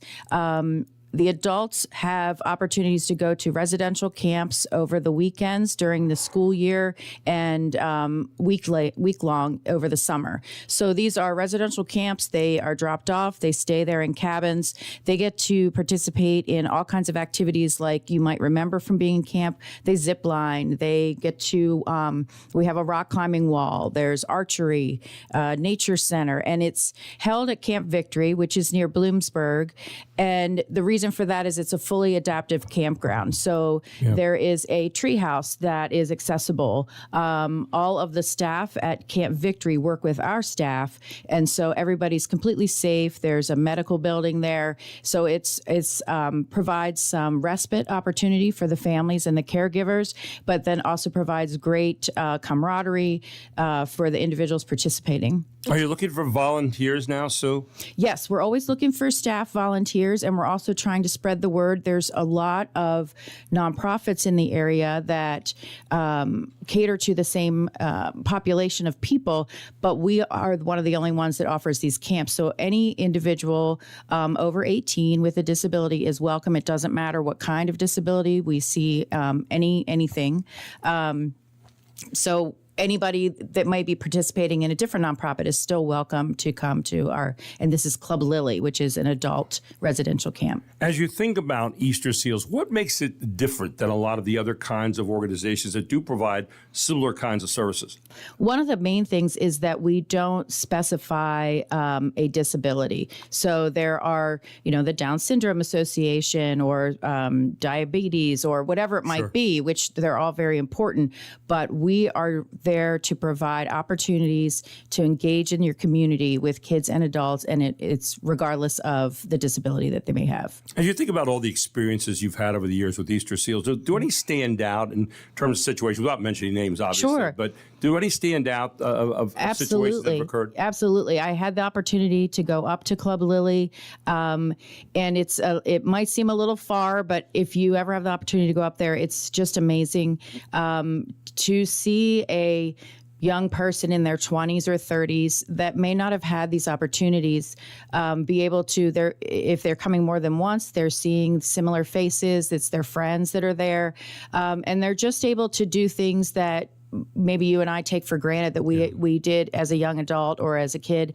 And honestly, I say young adult, but we have people there in their 50s and 60s as well. And we had a young man who is nonverbal, and the counselors there wanted to make sure that he was participating in the way he wanted to. So they developed a communication system of asking him just 2-word questions, holding up a right hand and a left hand. Do you want to zip line today? Touch this hand for yes, this hand for no. So you're giving them their own independence and ability to make their own decisions. That's really great. I mean, you're involving people. You're going to try to get money there on the Big Give Day, and tell people where those resources will go, how they'll be used. So the resources go into providing those camps. A lot of our services, like our weekly bowling programs in 3 different counties. We just offered a new social group for adults, and we have day camps for kids. It just helps us expand those services and to continue to provide them for those families at an affordable rate. And the Project Beacon, which is for our military kids, that is always free to military families. That's great. Where can people go to find out more information about you, Sue? Sure. It is a long website name. It's Easter Seals, WCPenna.org. Easter Seals, WC Penna, and that's PENNA? Correct. .org. Yes. Sue, great work, and I wish you the very best. I hope people will think about you when it comes on Big Give Day. Thank you. But at any other time, too, and now's a great time. Is there a number they could call, or did they just go to that website to check for volunteer opportunities? Yes, just go to that website. There's volunteer opportunities. There's events happening. I just did want to say we are operating one of the Give Day Fests on May 1st on Give Local York, and it will be at Old Tollgate Village. There you go, Old Tollgate Village, a Give Day Fest. I love that. And again, Easter Seals, WCPenna.org is the place to go and find out more about the great work that they're doing here, not only in the York area, but out around the surrounding area and helping people. And that's what it's all about. Sue, thank you so much for braving the elements outside this morning and joining us here on the Gary Sutton Show. Thank you. I appreciate that. Sue Dubars and all the great people working over there at Easter Seals here for Western and Central Pennsylvania. This hour has been brought to you by Trish Hauser, State Farm Real Insurance Agent. She's located at 1865 North Susquehanna Trail here in York, specializes in offering coverage for cars, home, life, as well as renter's policy. Give her a call today at 717-848-4336. Her hours are 9 a.m. to 5 p.m., Monday through Friday, but she does make appointments. Trish Hauser, State Farm Insurance Agent, right here on the Gary Sutton Show on WOYK. When we return, we're going to be checking in with the Ed Paskey, who is the FOP attorney, and talk about the role of the FOP right here in York. And all of that with Eugenia Pasquale, also at 8:35 in the next hour. And we'll check in with Walt Oakle on problems with the computers and how to get them all fixed. All straight ahead on the Gary Sutton Show on WOYK. It is St. Patrick's Day, 2026. Hope you're having a great day out there and wearing the green. We'll be back with more here on the Gary Sutton Show on WOYK, where it is right now, 8 o'clock.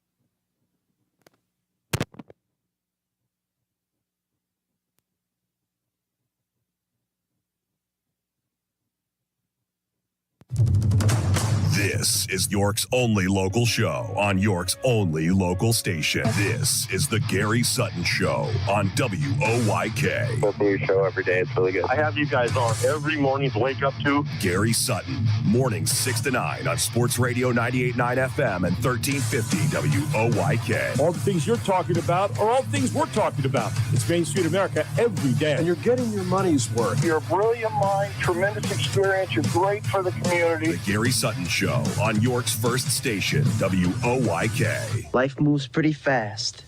You don't stop and look around once in a while, you could miss it. Now, broadcasting live from WOYK's downtown York studios inside Wellspan Park, here's Gary Sutton. Happy St. Patty's Day to you. And I hope you're having a great day so far and getting all ready to celebrate the luck of the Irish today. How would you celebrate it? How would I celebrate it? I'm not really. Well, I'm gonna hit balls inside today. Golf. They play a lot of golf in Ireland. That's Scottish. No, they do in Ireland too. They have a lot of golf. You know, they always say if you want to go for the tradition, go to Scotland. If you want to go for the really good golf, go to Ireland. Ireland's got some great golf courses. They really do. I love it. They have a course there I played years ago called Ballybunion, which was Tom Watson's favorite course.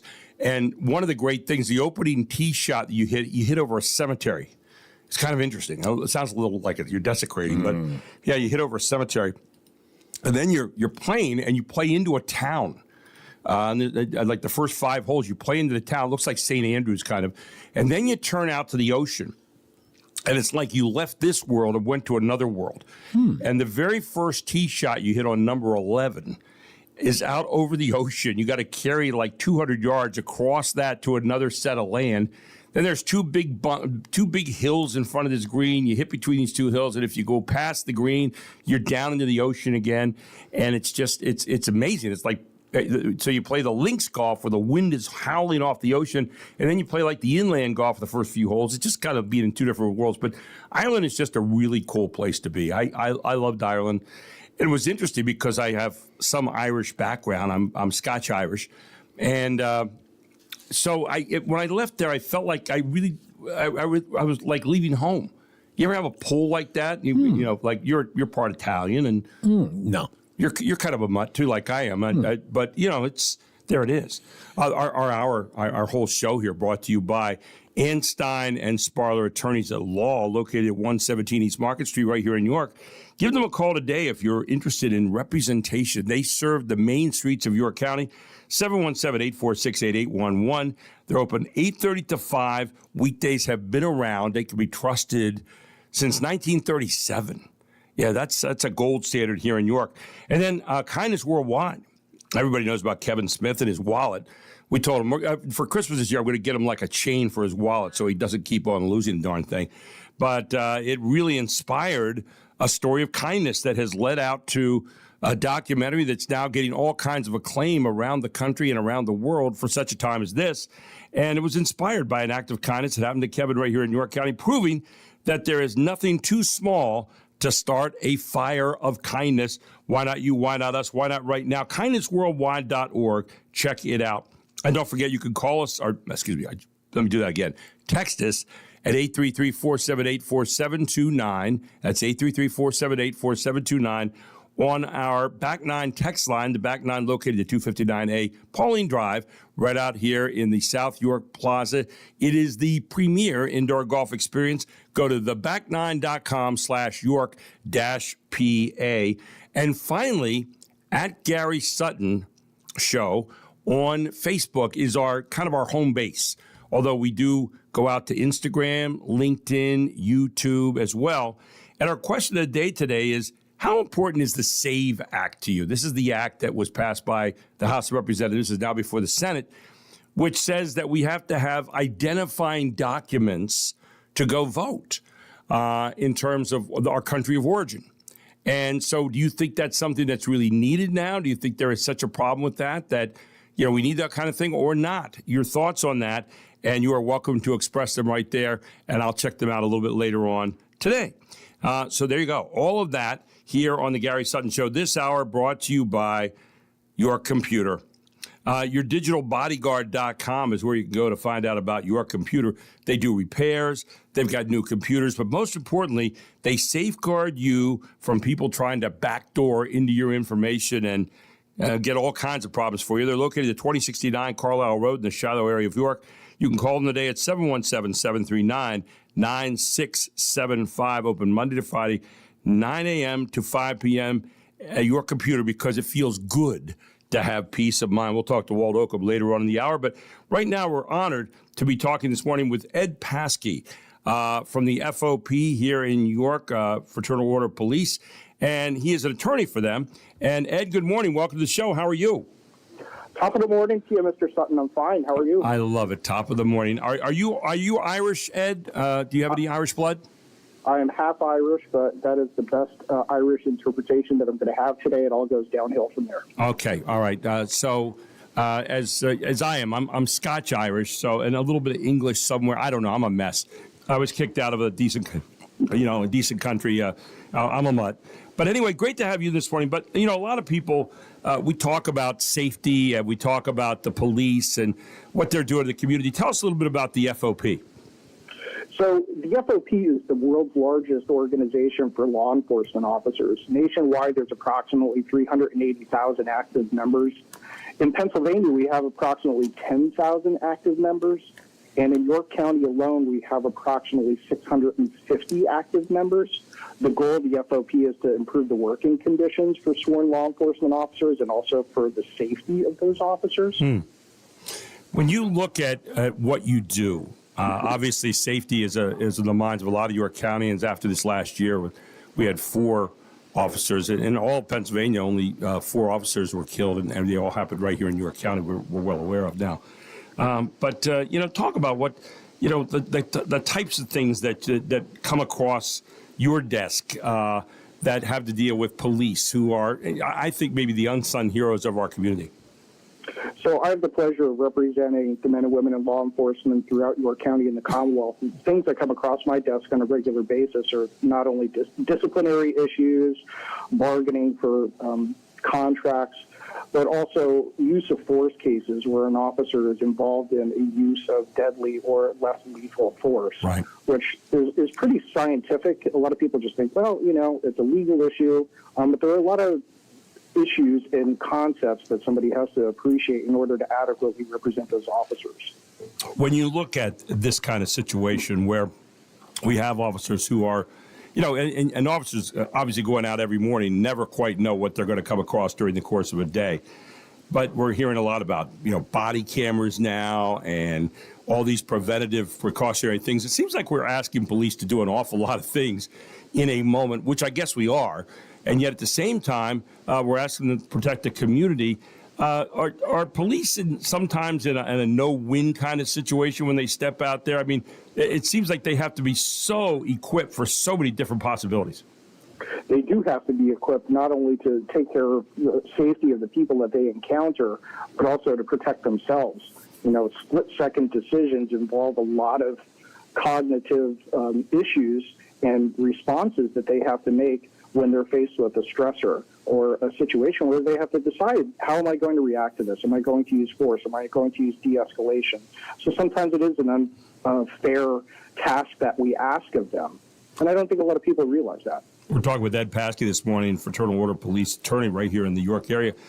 Ed, are there preventative and proactive programs that we have for police training on a regular basis to like I know when I was a teacher, we had in-service training to kind of constantly keep you up on practices and things like that. Do you have the same kind of thing for police along the way? Absolutely. The police administration, virtually every department in York County and throughout the Commonwealth have training opportunities on a regular basis. That's one of the benefits of the FOP as far as resources that can be provided to departments. But yes, training is key. It's always key. Talk about the Fraternal Order of Police and how they're put together, exactly how, because people say, well, the FOP, but they're not really sure about what the organization might look like. Can you give them any feel for that? Sure. So from a local perspective, there are several local FOP lodges that represent the officers throughout York County. Each of the boards of those FOP lodges are comprised of primarily active officers that are currently serving in various departments. They have monthly meetings to discuss topics related to officers. They have fundraisers, social events. So they're a great resource for local officers, and they also have the connections to the state and national FOP, which bring a tremendous amount of resources and connections to bear. Is there one topic that comes up more than any other from your particular experience, Ed? Right now, it's officer safety. As you indicated, that's kind of a primary issue right now, and it hits close to home for York County. So, yes, that's a big issue right now. We find out also about different situations that come up along the way that officers are worried about. We're seeing at least the last couple of years a lot of people dropping out of this business. And are you seeing those trends still going, or are we changing that around? Well, there's certainly efforts to try and change that around, but recruitment and retention is a significant issue with law enforcement, and it has been for the last couple of years, to the extent that some of the administrations for the departments really struggle sometimes to find applicants and qualified applicants to apply for positions. I mean, there are seminars across the country to address how to recruit and retain talented officers. Yeah, because it certainly is a job where there's a lot of critique out there by the community. We've seen an awful lot happen. We think back to the George Floyd thing in Minnesota and what that led to, with people saying, well, defund the police and all that. What do you think about when you hear that kind of thing? You're an attorney, but when you hear people say about defunding the police, obviously every now and then you're going to have actions by any member of any profession that are not going to be reflecting well on the whole profession. But it's not the whole profession doing it. The vast majority do a great job. That's correct. And actually, the trend started before the George Floyd incident. It goes back to Ferguson, Missouri, and that was the first time that we started to hear the outcries from certain segments to defund the police, eliminate the police. And I think over time that tide has changed a little bit.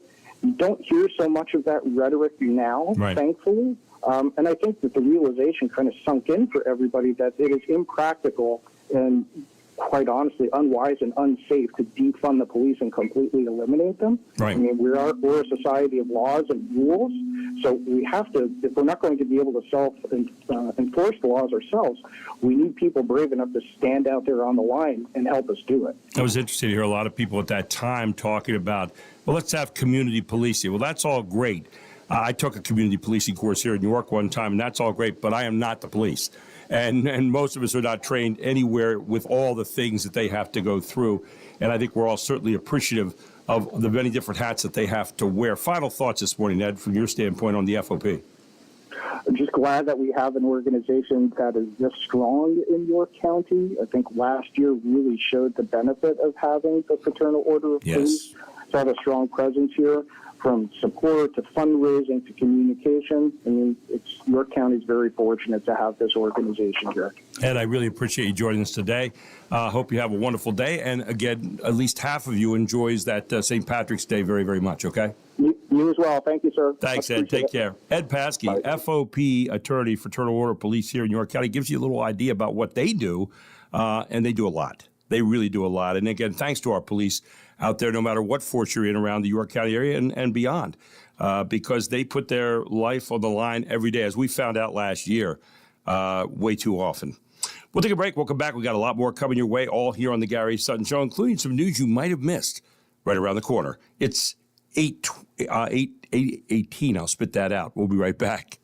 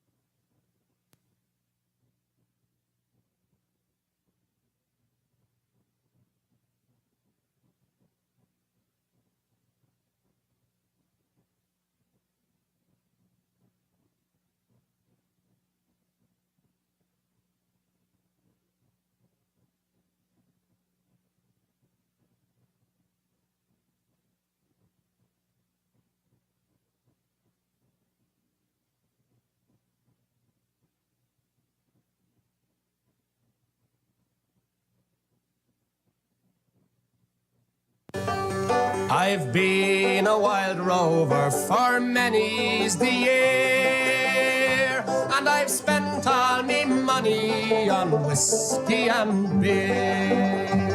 But now I'm returning with gold in great store, and I never will play the wild rover no more. And it's no, nay, never. No, nay, never, no more will I play the wild rover. No, never, no more. You know, if you want to see a bunch of Irish people getting drunk and rowdy, just hit the bars tonight, or any other night for that matter. No, I'm kidding. I'm kidding. It's my ancestors. You know, today is St. Patrick's Day, and if someone in your office isn't wearing green, you're allowed to pinch them. But only if your company doesn't have an HR department. So you don't go around pinching. You know, the HR people kind of get a little crazy about that these days. And today's a good day to eat traditional Irish foods like corned beef, cabbage, and McDonald's Shamrock Shakes. So that's a traditional. I think I read that somewhere. Yeah, right. Yeah. Let's see what else we have. Pete Hegseth is already drunk, and he hasn't even looked at the calendar yet. So he's been known to have a drink nip or two. And yeah, I know it's a little rough here today on this show. Let's see what else we have. Fortune magazine says President Trump has left everyone guessing about the end game for Iran, including himself. People are saying they're not quite sure where that's going at the moment. Airports are collecting donations for TSA employees affected by the shutdown. I wanted to give $20, but what will I buy a bottle of water with? You know, I go to the airport, a bottle of water is like $20. And let's see, the distinctive smell of ancient mummies is helping scientists decode the secrets of Egyptian mummification. Now, unfortunately, hours of research were ruined when the museum's janitor sprayed the mummies with Febreze. And it wiped the whole thing out. It was terrible. It was terrible. Let's see what else. A Kentucky woman, and this is sad, was killed in a float in a St. Patrick's Day parade. Oh, no. So I guess the Irish aren't that lucky. I mean, I'm just saying. In her case, yeah. Wow. Let's see. A Florida man was arrested for firing a gun outside a bar. I don't know if he was Irish or not. After finding out their karaoke machine was broken. The irony? His go-to song is "Don't Worry, Be Happy." It doesn't make sense. I don't know. A woman set a Guinness record by counting aloud to over 1 million. The record is world's least interesting human being. Think about that. 999,999. Target, and we talked about this yesterday, is scaling back on its toy section. Kids who play with toys are disappointed. Adults who collect toys are disappointing. You get that, yeah. Sting announced his 2026 tour dates. Wow. It will be a rare chance to hear Sting and not be on hold with your pharmacy. So there you go. I'm just saying. Smashing Pumpkins singer Billy Corgan turns 59 today. His birthday. Despite all his age, he's still a rat in a cage. So there. I'm sorry. Did I mean that? No. Yes. William Shatner was injured after he fell off a horse. No. Not to say he's old, but when his life flashed before him, it lasted about 3 weeks. So that was what it was. There are actually 2 ties at Sunday night's Oscars. In addition to the best live action short film, Timothée Chalamet and Jeff Bezos tied for biggest D-bags. And finally, Khloe Kardashian felt obligated to hide Lamar Odom's drug addiction. Not feeling obligated to hide Lamar Odom's drug addiction, Lamar Odom.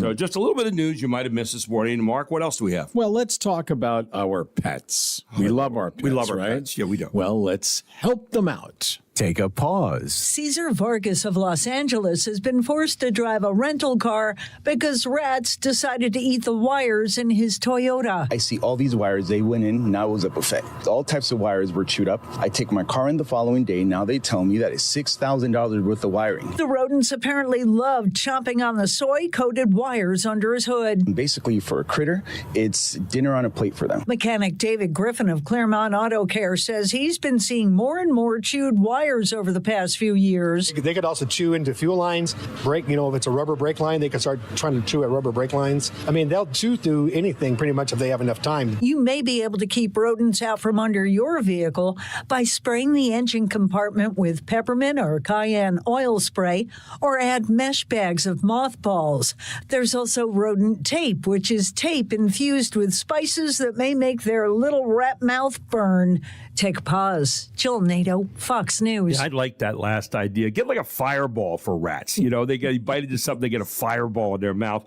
What we were talking about, there's an old thing about if you don't wear green today to your work and so forth, you pinch somebody. Now, I wouldn't suggest that be the case, but I did see a list today of other things you could do other than pinch them that may, accomplish the same thing. For example, remove a wheel from their roller chair that they have at work right there in their cubicle. Oh, that's terrible. That would be a good thing. Or let's see what else we have. Fill their trunk with copy paper that alerts security that someone broke into the supply closet. That might be something you could do. Have a little. Let's see. When it's their turn to do the trust fall at the corporate retreat, step back. I'm just saying, step back. Nice. Reheat fish in the break room, microwave, then blame the smell on them. There is nothing worse than reheated fish in the microwave in the break room, right? Yeah. Link all their paper clips together, and while they're distracted untangling them, snatch their credit card. And no, we don't want to do that last part. Yeah, solicit a prostitute in the dark web. You don't want to do that. No. Oh, no. No. Don't do that. And then here's the final one. And this is a really good one. It's March Madness coming up. Tell them to pick Prairie View A&M to go all the way in their March Madness bracket. Convince them to do that, and you will have done. What if they go all the way, though? They won't. You don't think? No. Prairie View is not going all the way. And they're played in one of the first four going into tonight. Okay. And so there are some of the things, if you don't want to pinch them, there's some of the things you can do. A little bit of health news before we get into the bottom of the hour. Right. And this one's kind of interesting because tobacco use continues to fall. Now, in America, we have, warnings on. Sure. We don't have the advertisements we used to, so they've got warnings on the packaging. And so it's an effort to get people to not smoke. But in other countries, they don't do that. So how is it going down? At the turn of the millennium, a third of adults worldwide used cigarettes or other tobacco products. Now it's 1 in 5. The WHO says the fall is good news, adding they are astounded at how far the tobacco industry goes to put profits ahead of human life. Among the countries most successful at quitting smoking is Brazil, where the number has dropped by more than a third. Southeast Asia has the highest percentage of smokers in the world, with more than a quarter of adults partaking. The US estimate is 20%. Jonathan Savage, Fox News. Interesting stuff. Jonathan Savage sounds a little more Scottish than he does Irish, Yes. doesn't he? Mm-hmm. Yeah. This hour has been brought to you by, so far, Your Computer. And you can find them at yourdigitalbodyguard.com. Your Computer is located at 2069 Carlisle Road right here in the Shiloh area of York. 717-739-9675. They can help you with computer repair. They can help you to safeguard your information like nobody else around. They do a great job with all that, and they're open Monday to Friday, 9 a.m. to 5 p.m. Your Computer, because it feels good to have peace of mind. Eugene DePasquale, who is not Irish, lurking around the corner, next on the Gary Sutton Show on WOYK.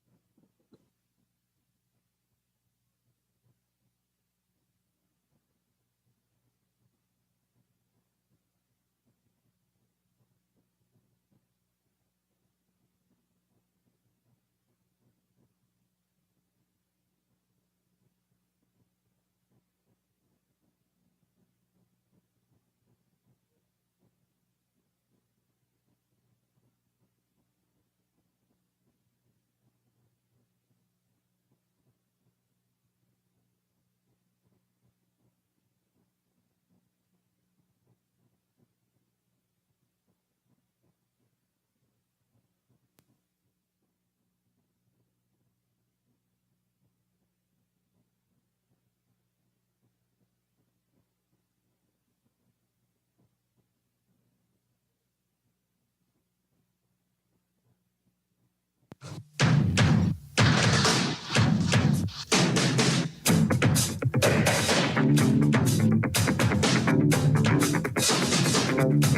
back to the Gary Sutton Show here on WOYK, where it is a Tuesday morning, St. Patrick's Day, 2026. Mark McKenzie here with you. I am Gary Sutton, and glad you could join us this morning. Hope you're going to have a great day. Be responsible if you're imbibing a bit today. Today's probably not a good day to have your own parade. So just, stay inside. It's going to be a little cool today. Right now, it's a balmy 28 degrees here on Brooks Robinson Plaza.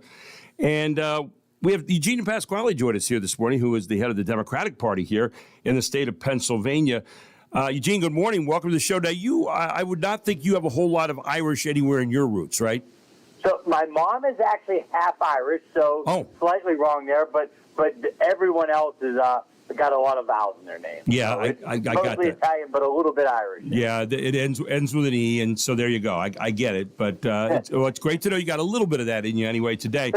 So I wanted to start out today. A couple things. We had a question this morning asking people about the SAVE Act. Do they think that the SAVE Act is something that's really necessary in terms of showing what country of origin you are from when you go to the polls? So your ID, like that we have for our driver's license and so forth, is not enough. It would be more than that with a birth certificate or a passport or something along that line. Is there... Are there any numbers out there that say that we have so many people voting illegally in our country that there's really a necessity for this? I did see where 71% of the people in a recent poll I was looking at are really in favor of this. So what are your thoughts on that? So a couple things. First of all, I think this particular act or bill proposal is a solution searching for a problem. That doesn't mean people don't have the right to their view, but I don't see what the need for that is. Now, having said that, I do think it is pretty broadly across the board with regular voters that they want some form of ID at the poll. Sure. Which actually in Pennsylvania, when you vote for the first time at your precinct, you have to do. So to me, I think there's a difference between we're going to allow some version of ID versus this passport issue, which I think half of registered voters don't even have. Right. And right now, there's a huge backlog with this stuff just because of some of the cuts at the federal government. So to me, that's a separate conversation how that would get done. But to me, I think it is, to say your driver's license isn't enough, to me, is crazy. Well, and now, especially with the ID thing, you have your picture on there. You've got an ID. Right. So you've gone through a number of things where you had to take your passport and so forth to get your ID. So why wouldn't that form of identification be enough? I wanted to jump to something I know you've been talking about for a long time. Pennsylvania is one of just 8 states with a closed primary system, meaning only voters registered as Democrats and Republicans can participate in their respective parties' spring elections. People who don't belong to a major party can still vote on statewide referenda, local initiatives, special elections, but they can't vote until the major election. Your thoughts about changing that? We're one of only 8 states left that are actually hanging on to this thing. So you're getting me in trouble with everybody to start the day. Voter ID, and now we're going to open primaries. This is not my, speaking as the chair of the state party, and this is just me as a citizen and as a former legislator.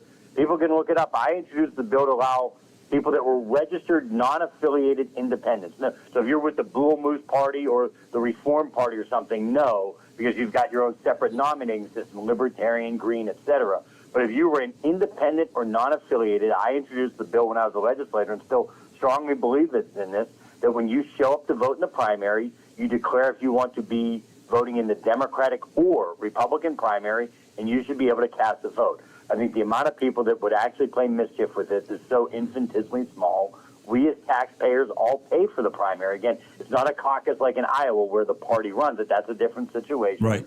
I think it would force candidates in both parties to appeal to a broader swath of the electorate, might try to, and I don't even want to say moderate everybody, but force you to talk to a broader swath of the electorate. And I think it would get more voters included in the system. I think that's a win for everybody.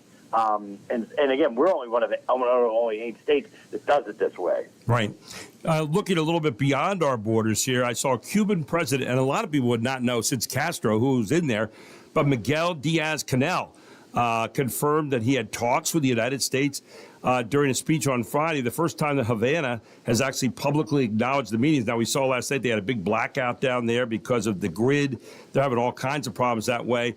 But they're saying they have conversations that are focused on finding solutions to bilateral differences. The president was asked about Cuba yesterday, and he said, I could be the first president to take over Cuba. He said, I can do anything I want to there.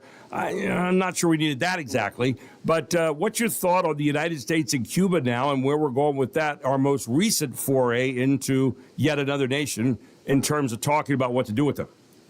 Yeah, so first of all, when he says that stuff, it just bothers me. Yeah, of course we could, and that's not the point. It's not the right thing to do. Having said that, I want him to open up our relations with Cuba. I think it has been I think when they were hard on Castro and during the Reagan administration, we were in a different world. I think today the opening is there. I think for a lot of strategic and economic reasons, and also for the people of Cuba, I think it is the right thing to do for us to work together diplomatically, not militarily, diplomatically, to open the place up, for them to, sort of allow more American investment, and for them to have more open trade and open discussions, open communication with us. I think that'd be a win for the island, and I think it'd be a win for even the United States, but particularly Cuban Americans. So I'm strongly in favor of us diplomatically finding a way for us to work together with Cuba.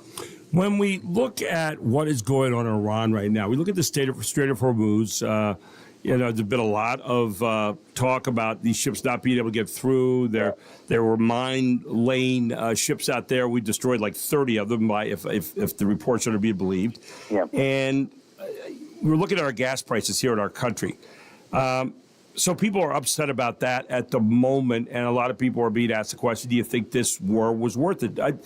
Our thoughts, and I was talking about this last week a little bit with somebody, and they said, what do you think of this right now? And I said, well, it's not like we have a state sponsor here that understood the rules. During the Cold War, we knew that a nuclear weapon was the exclamation point at the end of the sentence. Nobody wanted to go that far.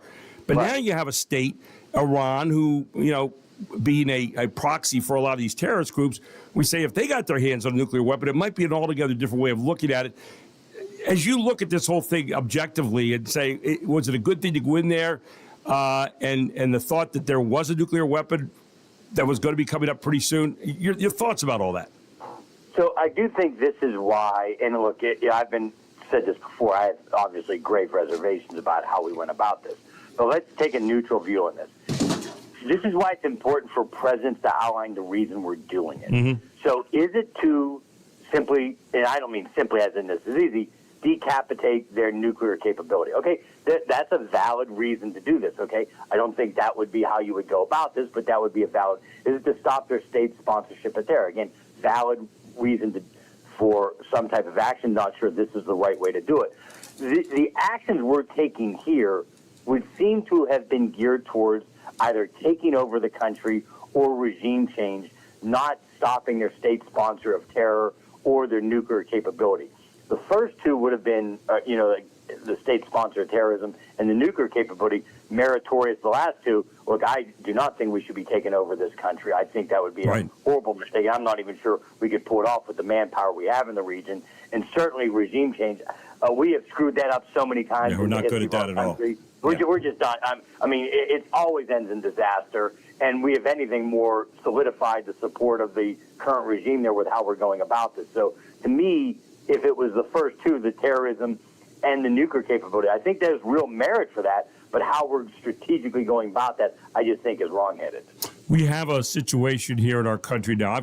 I've flown twice within the last year, once in November, and I'm going to be flying again next week to go to Florida. And I guess the bothersome thing for me right now, this whole partial government shutdown, the TSA agents hurting. I saw 300 of them have quit.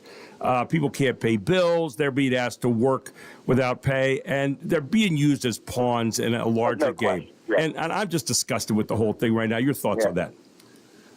Gary, I'm not trying to be funny. You and I are friends. We also have our differences. Right. I guarantee you, whatever the differences are between the administration and the Senate Democrats, if they were adults about it, they could work it out in an hour. I guarantee you. This is not someone's position on abortion or the death penalty. I guarantee you, if they actually wanted to, they could work this out in an hour with some give and take. They're not being adults about this. It's embarrassing. No, they're using and this leverage too. And of course, Democrats say, "Well, we want ICE guarantees. We want some changes." I get that conversation. I understand, but by the same token, do you constantly have to put somebody else in harm's way to do that? And I'll guarantee you. And I said this morning, kind of half tongue in cheek, but I really think it's probably more true than not. Once these congressmen and senators get inconvenienced, you'll see that bill pass pretty quickly, right? No question. Look, when I was in the State House, and it was bipartisan, we passed a bill that said, the furlough of state workers when the budget was late was going to be over. Now, I actually thought, and again, I lost this battle, I thought the key was making sure you didn't pay legislators during the budget shutdown. Which makes sense. You and I know that is a way to solve this thing real fast. I just don't like. Look, I know everyone loves to beat on federal bureaucrats, state bureaucrats, but the reality is, I just never like the idea when there's some guy or some woman who is making $80,000 a year as a public servant, and they're used as a political pawn to get a budget deal. Final question, and I know you're a former baseball player, as well as the other things you do now. But we got this World Championship tonight between the United States and Venezuela, which I thought was kind of ironic based on what happened late in the year. I just, but I wonder if you had any thoughts tonight of the World Baseball Championship. Well, first of all, the game against the Dominican was a great game. Paul Skeens is he may be the most talented pitcher that's ever lived. He's currently a Pirate, so obviously I watch him a lot more than right. But he is unbelievable. And I think it's great. I think it's great for the sport. And baseball is, look, I know it's our national pastime, but it is truly an international sport. And so I think it's great for the sport, and it's going to be a lot of fun tonight. Yeah, it's going to be a lot of fun. I'm looking forward to it. I haven't watched a whole lot. I think I watched Japan and Korea the other week, which was a fantastic game. Yeah. Finally, spoiler alert for some of the listeners out there. They don't care. These players tonight will not care about what's happening in Venezuela. No. They're out there to win a baseball No, game. I agree with you. I was just wondering if it was like the USA-Russia hockey matchup of 1980. Yeah. Remember that? Oh, yeah. And that was another thing. Like, the players, when they talk about it, sort of they were aware of this broader context. Yeah. So they're like going, guys, we're trying to beat this hockey team. Like, exactly. You guys figure out the politics here. I got Mikhailov on the other line here. He goes, he's the best center in the world. I got to worry about him, not what's happening in Afghanistan. Yeah, the only score I'm worried about is going to happen on the ice here, not what the score is out in the world stage. Finally, are you a March Madness guy? Do you get a bracket and fill it out? Do any of that kind of stuff? I used to be into this stuff so much. Yeah, I knew the backup point guard from Kansas State. Wow. But what happened, I'm okay. These kids are getting paid. I'm not knocking that. But with all the transfers and stuff like that, it's really hard for me to pay. So I'll watch the Final Four, but I'm not into it as much as I used to because it's just not the same anymore. They're basically rent-a-player professionals anymore. Rent-a-player professionals. I like that. That's interesting. It has certainly changed, the landscape that is. Yeah. Hey, Eugene, thank you so much for taking time to go through some of the issues with us this morning. Really appreciate it. And I'll look forward to catching up with you next week, okay? Hey, you got it, Gary. Take care. Have a great rest of the week. Stay warm out there. Thanks, buddy. Take care. Eugene Pasquale here on the Gary Sutton Show on WOYK. When we come back, Walt Oakham will check in on what he can do to help you with your computer stuff that comes up. There's all kinds of things that can be a problem, and we deal with those suckers every day, don't we? All here on the Gary Sutton Show on WOYK.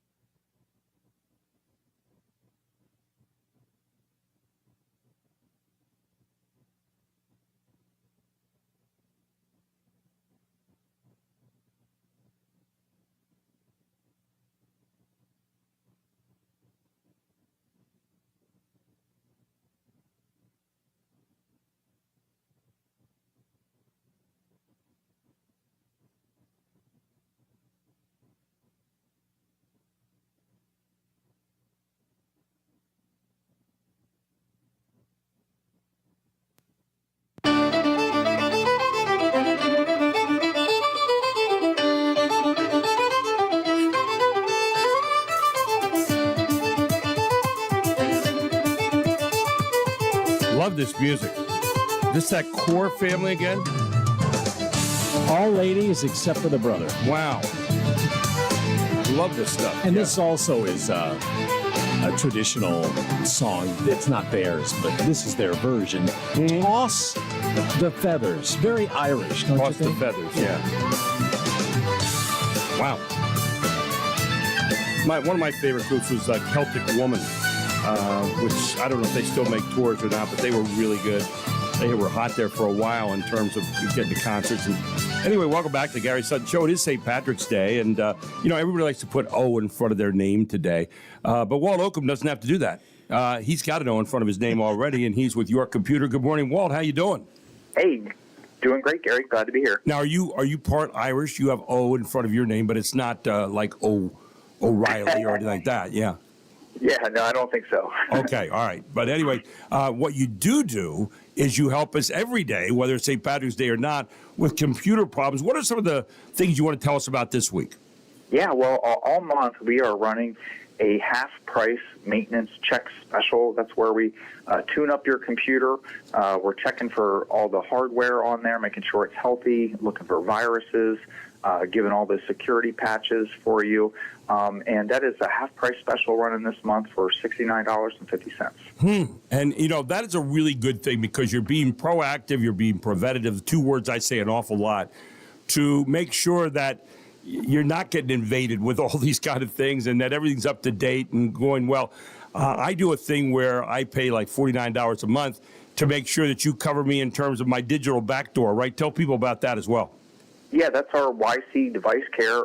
We're doing those checks on your computer every single day. So you don't need a maintenance check, but those people that don't have the YC device care, then we can make sure we at least do those checks on a regular basis. And we run these specials usually once or twice a year. So it's a good time to get that special. And as I said the other day, we were doing something here on the program at the end of the program about 3 weeks ago, and all of a sudden the bells and whistles went off of my computer. I had no idea what was going on, and I was being hacked by somebody else. And all of a sudden, and this is one of the things you get with this $49 a month thing, here comes Walt Oakham with a message up in the middle of my screen. You talk about putting fear and disruption to bed in a hurry. Walt did that and helped me to clean the whole thing up in a matter of minutes. And I really appreciated that, Walt. I think that's something that really has paid off well for me, and I'm more than happy to do that each month. Are there any trends right now of things that are happening in the computer world that we need to be aware of that are affecting us in a negative way? Yeah, there is a toll booth scam kind of thing going on where you get a text or an email saying you owe fees on a recent toll booth passing through, and those are definitely scams. Don't click on those links. Don't if you're worried about that, go directly to the PennDOT website and log in there directly to search. You're talking about like turnpikes and that. Yeah, I've seen those, and the turnpike does not do things that way, so that's something to know about right there. Anything else? You talk a lot about passwords all the time, Walt. And I know you're very concerned about people getting, passwords and keeping them stored correctly, right? Yeah, not only storing them correctly, but, occasionally getting that dark web report. That's one of the things that we offer you, Gary, with the YC device care is monitoring your dark web activity. That's where hackers will eventually get your passwords, and so that information ends up online, and then we can report it to you that you have a leaked password out there and that to change it or not to reuse that anywhere else. Your digital bodyguard is where you can go to get help with all this. And one of the things that we don't want people to forget about, Walt, is you all still do computer repair. You are a place for brand new computers. You customize computers. Tell people about those services that you offer as well. Yeah, we have laptops, desktops, custom builds, all-in-ones. We have anything you need from your computing needs.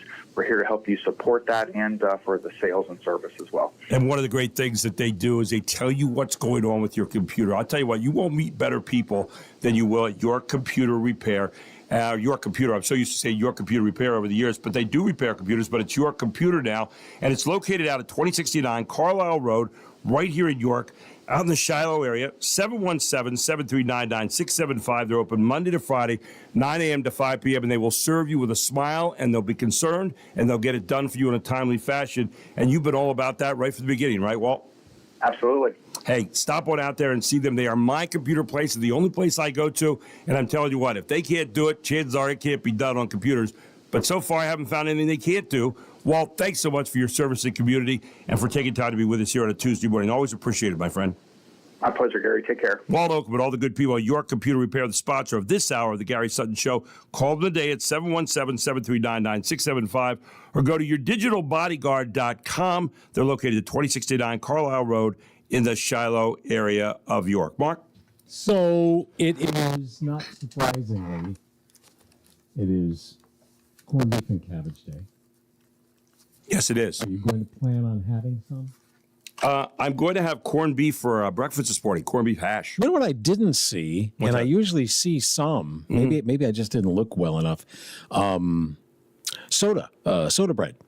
My wife got a loaf of soda bread yesterday. I just noticed sitting on the counter this morning. Now, do you toast it? Do you? Yes. Yes. Yes, Toast I always with butter. toast it. Yeah. No Yeah. doubt. I love soda bread. So, how about an opportunity to learn a little bit more about life in the world? Go ahead. For the first time in the history of Major League Baseball, it happened in the 2025 season. The season began, if you remember, in Tokyo, and it ended in Canada. So two foreign, overseas, it did, or in another country, let's put it that way. Right. Did you know that, well, let's do this way. How many grapes do you think are in a bottle of wine? Oh boy, I'm going to say 100. When I saw this, I thought that's a good question. About 700 grapes. Really? Go In into one bottle? one bottle of wine. Man, that's a lot of grape stomping, isn't it? It is. Let's do. Do you remember the movie The Matrix? I do. I just never watched it. You didn't see it? No, I wasn't really. I didn't. Again, that's in an area I'm not really too interested. If you remember in the opening credits, there would be like these green figures going down, right? And that was supposedly the computer and all that. Yeah. Do you know what that was? No. Sushi recipes. Sushi recipes. Okay. That's sushi recipes. There you go. Well, we've had a great day today. Hope you have a wonderful St. Patrick's Day. Be responsible. If you're imbibing a little bit, get a responsible driver if you're not. And, enjoy the day. We'll be back with you tomorrow here on the Gary Sutton Show. We got a lot of things coming up tomorrow. Michael Gear, Jeff Coleman. We'll have Tim Barker, our district attorney. We'll check in with Julie Wheeler. We've got all kinds of things happening tomorrow, and we'll keep you up to date on all the latest happenings in the news around you here on the main street of York and York County, as well as the world and the country. I'm Gary Sutton. It's a pleasure coming to you every single day. Thanks to Mark. Thanks to you. Have a wonderful day, everyone. It is 9 o'clock.